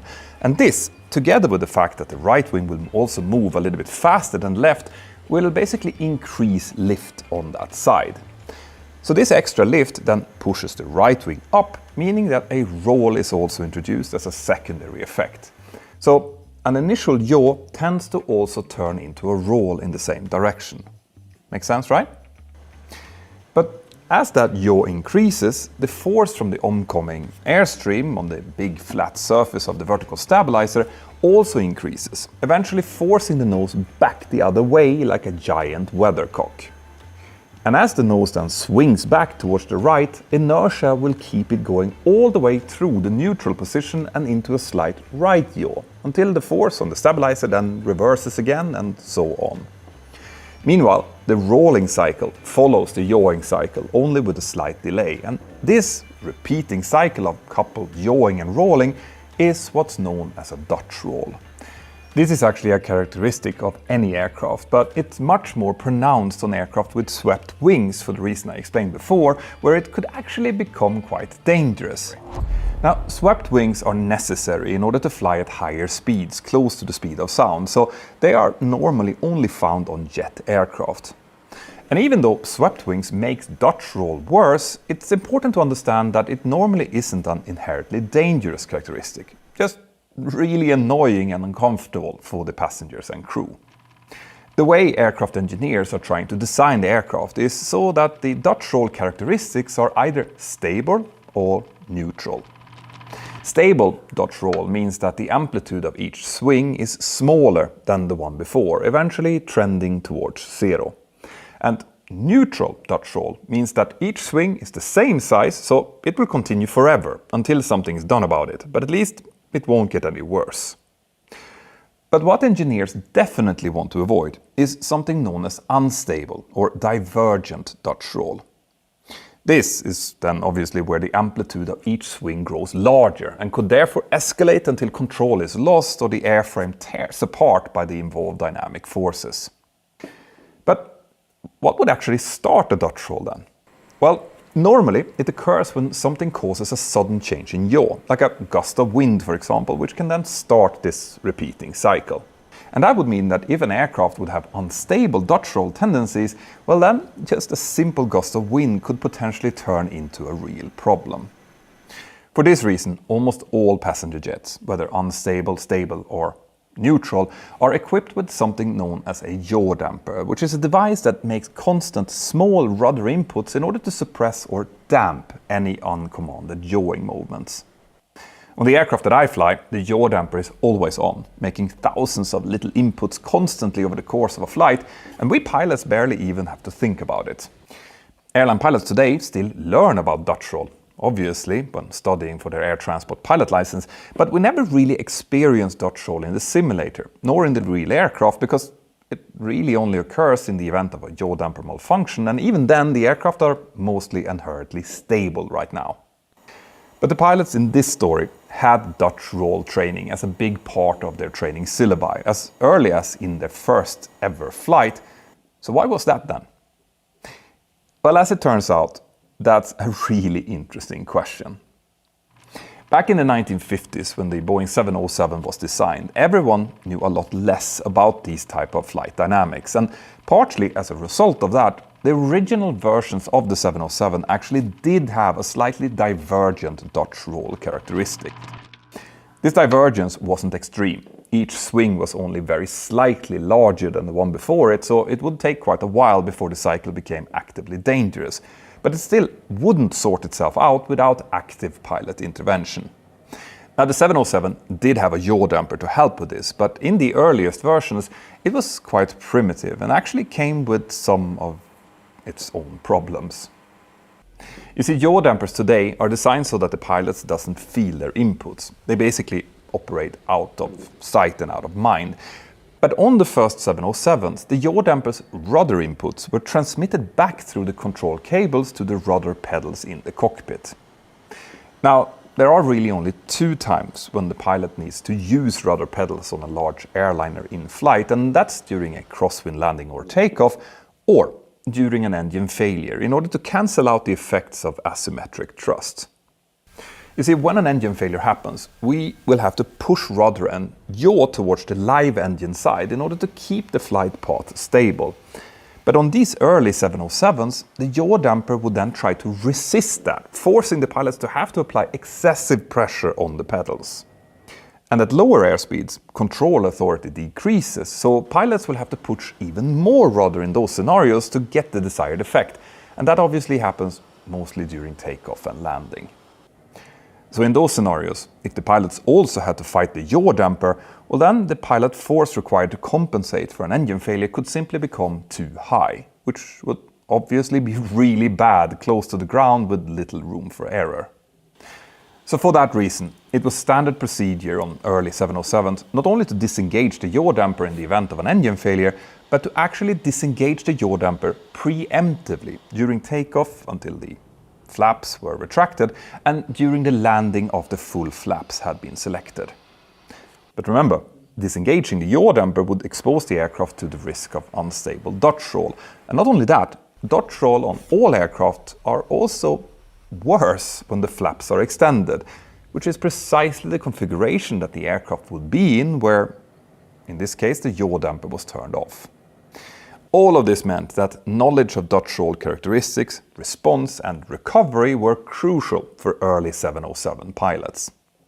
Now, fortunately though, Dutch roll recovery isn't really that complicated. Basically, you only apply aileron opposite to the direction of the roll movement, so if you're rolling right, you make left roll inputs and the roll will then slowly finally stop. Now, with that, some yaw motion will then continue, which can be stopped using the rudder, but on the 707, just keeping the wings level was sufficient in most of the time. But there was a small psychological vulnerability in this procedure. You see, sometimes this recovery procedure would require the pilots to input ailerons towards an already quite low wing. Basically, if the left wing would be down, but the aircraft had already started rolling back towards the right, well then the pilot would actually have to apply left wing down aileron, while still in a left bank in order to stop the motion. And that would feel quite wrong and slightly counterintuitive, especially if the bank angle was very steep. Now, of course, if the pilot would apply right wing down aileron in that situation, he would be making the problem way worse by increasing the roll rate instead of cancelling it out. So basically, the pilots had to input aileron against the direction of the roll, not just towards wings level. And that is going to be super important to remember as we dive into the story about what happened on this particular flight. At time 13:30, the aircraft took off from Boeing Field and soon headed towards their practice area north of Seattle. And soon, all of the 8 occupants were also up in the cockpit together to observe the training. Sitting in the left seat, the Boeing instructor then walked the first Braniff captain through a series of pretty basic maneuvers, where he started by performing the maneuver himself and then helped the trainee to do the same thing correctly. Basically, this is something that we instructors refer to as patterning. The first few exercises were quite straightforward, but soon the maneuvers started to get a little bit more complex. The instructor now turned off the yaw damper and began to demonstrate Dutch roll in a clean configuration, meaning with the flaps and slats fully retracted. In a clean configuration at high speed, Dutch roll is quite mild, so the trainee captain was easily able to recover with the help of the instructor's coaching. But Then it was time to demonstrate Dutch roll at low speed with the flaps extended to 40 degrees, which was the configuration where the 707 pilots were most likely to encounter it in real life. To do this, the instructor first slowed the aircraft back to 155 knots and then gradually selected the flaps down to 40. Now, the exact altitude that the aircraft was at this point isn't stated in the accident report, possibly because the flight data recorder wasn't hooked up yet. You see, at this time, federal regulations only required a flight recorder to be active when flying passengers, and there were sadly no cockpit voice recorders installed at all. But we can estimate that the aircraft was probably at a relatively low altitude, somewhere between 10,000 feet and above the overcast cloud base, which was situated at 4,000 feet. The reason we think that is because the instructor wanted to make sure that the aircraft handling wouldn't be too different from what it would be on final approach. And also because at much higher altitudes you can't really slow down enough to set the flaps to 40 anyway. So the Boeing instructor initiated the Dutch roll by using rudder and ailerons, and the plane therefore soon started swaying back and forth on a regular cycle. But the bank angles that he used to demonstrate this were quite excessive. Boeing's training manual specified that the desired maximum bank angle during a Dutch roll demonstration was 15 degrees, with an absolute maximum of 25 degrees. But the Boeing instructor inputs in this case far exceeded that.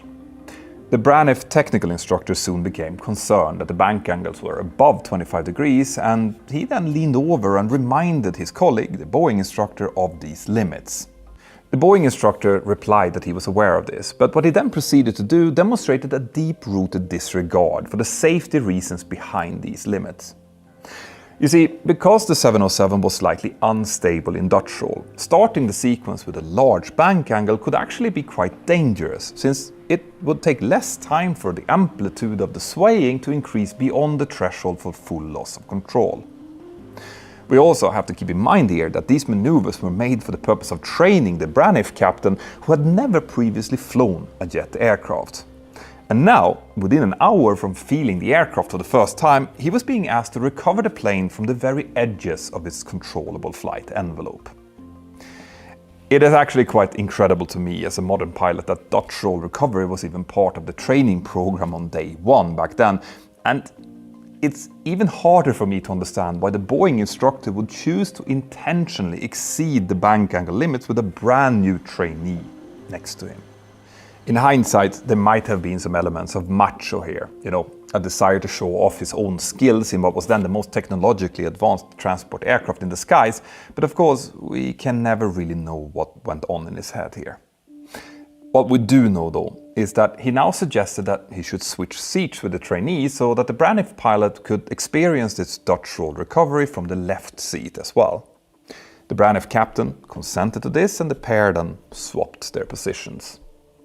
After that, the Boeing instructor again initiated the Dutch roll sequence, and despite being reminded of the bank angle limits, he didn't tone down his input this time either. In fact, he did the exact opposite. Using the controls to their fullest extent, he now sent the plane into a roller coaster ride with bank angles varying between 40 and 60 degrees in both directions. The poor Braniff captain allowed several oscillations to occur before steeling himself for the recovery, and then he grabbed onto the yoke and turned it in completely the wrong direction. Now remember what I said about how you have to turn against the direction of motion independent of which wing is down? So that's right, with the left wing still down, but rising in this case, he now applied right aileron, causing the roll rate to increase rapidly and the subsequent right bank angle to move beyond 90 degrees in just a few seconds. This obviously then triggered the instructor to intervene and try to recover from this. Now, early 707 pilots were trained to recover from Dutch roll with rather sharp aileron inputs, so the instructor responded rapidly and forcefully, and as it turned out, quite a bit too forcefully. His inputs were so large that instead of cancelling out the momentum of the roll, he completely reversed its direction, and within a short time, the plane was now rolling even faster to the left than it had done to the right. This was then followed by a series of oscillating snap rolls right and left with corresponding rapid changes in direction. Within the space of just a few seconds, the instructor had gotten himself into something that we'd refer to today as severe pilot-induced oscillations. You see, since our brains move faster than the airplane responds to our control inputs, it's easy to over-control when trying to recover from an unwanted maneuver like this. And that's because if we don't immediately see the response that we want, we tend to unconsciously add more control force, which just then adds to the oscillation. In some cases, these oscillations can therefore also become divergent, meaning that each one becomes bigger than the last until the airplane is literally torn apart. That's, by the way, also what happened to American Airlines Flight 587 back in 2001, which I haven't yet covered on this channel, but I will. In that case, the pilot made larger and larger opposite rudder inputs until the sideways load on the vertical stabilizer exceeded its ultimate strength, leading to a structural failure. In this case though, with the pilot making larger and larger opposite roll inputs, the biggest stress was not on the tail, but instead on the wings, as they rapidly reversed direction over and over again. These reversals were especially hard on the engines and their mounts, since they are the densest and heaviest components of the aircraft, meaning that they hold a lot of momentum and inertia. At a certain point, the amount of force required to cause a rapidly moving engine to reverse direction becomes so great that it will just rip the wing apart. And for this reason, the 707's engines, and actually all underwing turbine engines, were designed so that the fittings attaching the engine to the pylon structure would fail before the wing did. And that's exactly what now happened. After several extreme oscillations, the pylon fittings for engines 1, 2 and 4 suddenly failed due to the extreme overload that they were being subjected to.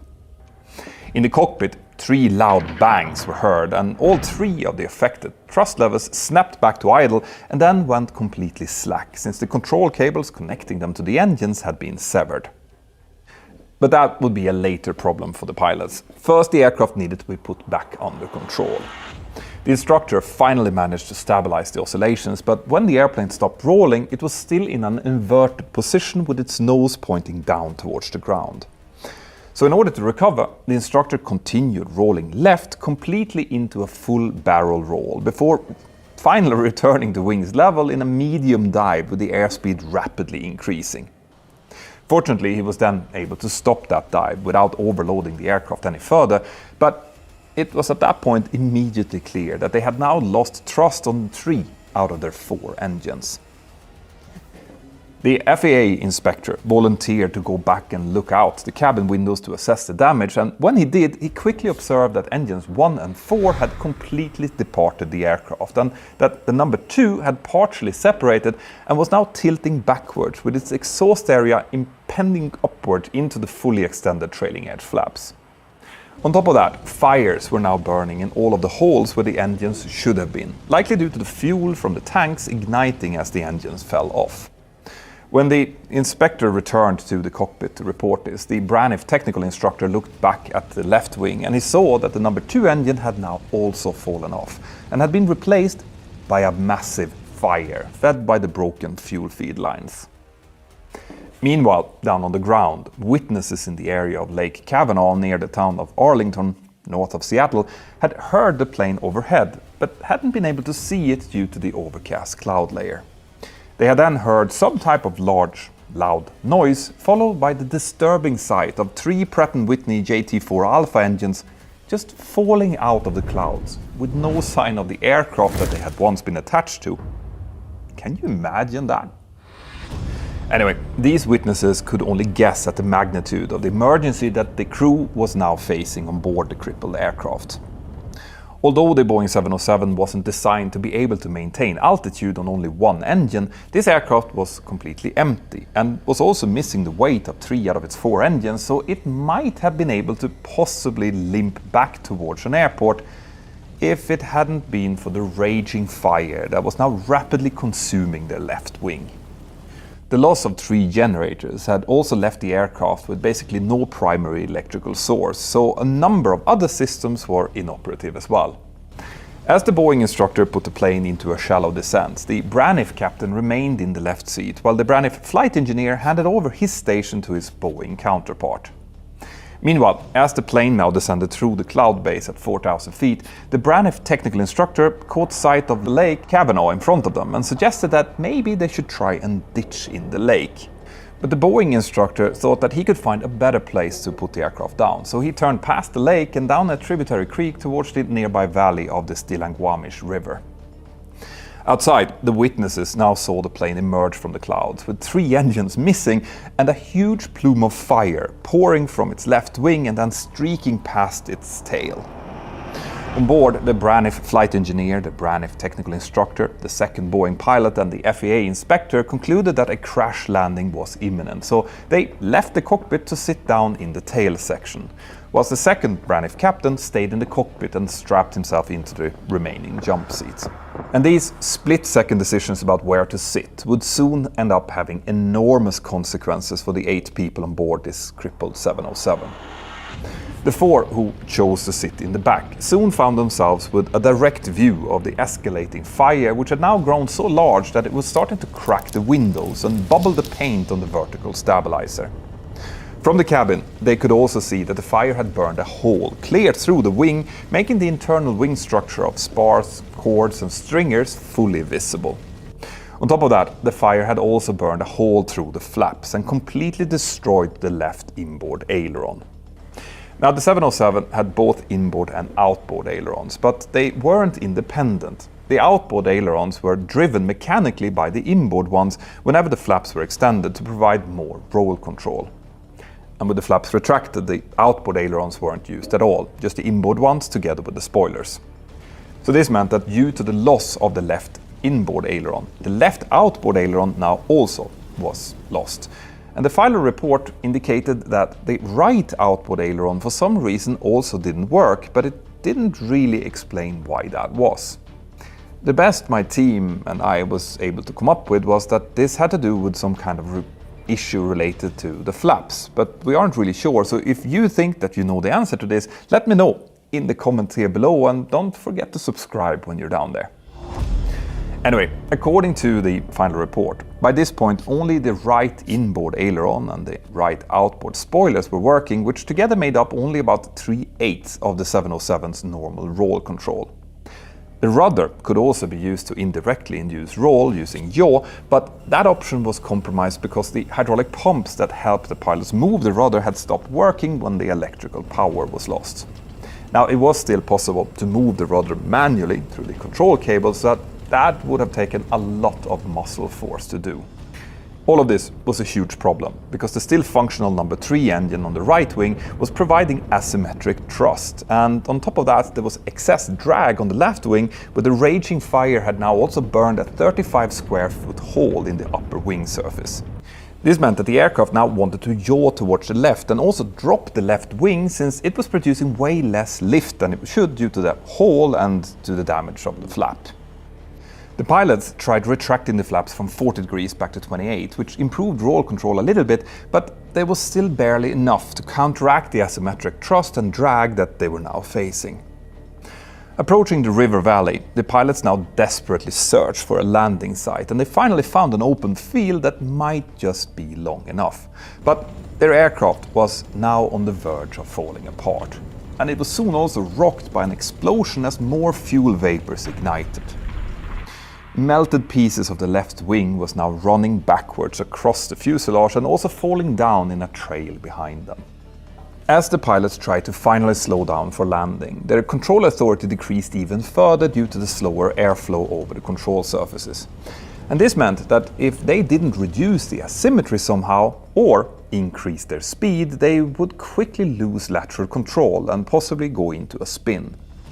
But increasing speed wasn't an option. If they increased power on the engine 3, they would just make the asymmetry even worse. And if they gained speed by descending, well, then they would crash before they reached their landing site. So instead, the Boeing instructor now made the only move that was available to him. He shut down their only working engine in order to reduce the asymmetry. But unfortunately, shutting it down also now caused their descent rate to increase, and in the last few seconds it became clear that they weren't going to make the field that they were aiming for. So as they descended into the dense temperate forest below them, the aircraft clipped the tops of several trees at a height of 33 meters, crossed another 120 meters of open land and then plowed into several more trees. A tree trunk finally severed the outermost 5 meters of the badly damaged left wing, which finally caused the plane to roll rapidly over to the left as it emerged from the forest and shot out over across the shallow waters of the Stillaguamish River. At this point, the left bank was over 45 degrees and the plane finally slammed into the opposite riverbank, where a huge fireball then consumed the tumbling wreckage. The forward part of the fuselage was completely destroyed by the impact, but the tail section continued forward across the bank and then back into the river, where it finally came to rest in the gravelly shallows. To their amazement, the 4 personnel seated in the rear of the cabin found that they had all survived the crash, and only one of them was seriously injured. Unfortunately though, those in the cockpit had not been so lucky. All of them had been instantly killed when the aircraft broke apart after the first impact. The Civil Aeronautics Board, which is the predecessor to the National Transportation Safety Board, found that the probable cause of this accident was the structural overload of the engine pylons due to excessive control inputs by the Boeing instructor pilot. However, Boeing and FAA engineering experts also recognized that design improvements of the aircraft could have mitigated not only the consequences of the botched training demonstration, but also some of the need for that demonstration in the first place. In addition to re-emphasizing the 25-degree bank angle limit for Dutch roll training, Boeing, after this accident, also added an independent backup hydraulic system for the rudder that would work even without main electrical power. And even more importantly, Boeing also increased the size of the 707's vertical stabilizer and added a ventral fin in order to improve its directional stability. During a Dutch roll, the yawing motion reverses direction when the aerodynamic side load on the stabilizer exceeds a certain threshold, so increasing the stabilizer area would cause that point to be reached at a lower side slip angle, which significantly improved the 707's stability during Dutch roll. Later versions of the 707 were then also equipped with a more modern yaw damper that worked without moving the rudder pedals and could be kept engaged throughout the entire flight. Now, a crash like this wouldn't happen today for a million different reasons, not least because we now train in incredible full flight simulators, so a training flight like this would have never taken place. But I still think that it is useful to be reminded that on non-fly-by-wire aircraft, it is and has always been possible to overstress the airframe by making too large repeated inputs. Pilot-induced oscillations like this are an issue that still comes up from time to time, and it is super important to avoid rapidly moving the controls back and forth, since the resulting structural loads can build up incredibly quickly. So if you're a pilot out there watching this, that's what I want you to take with you.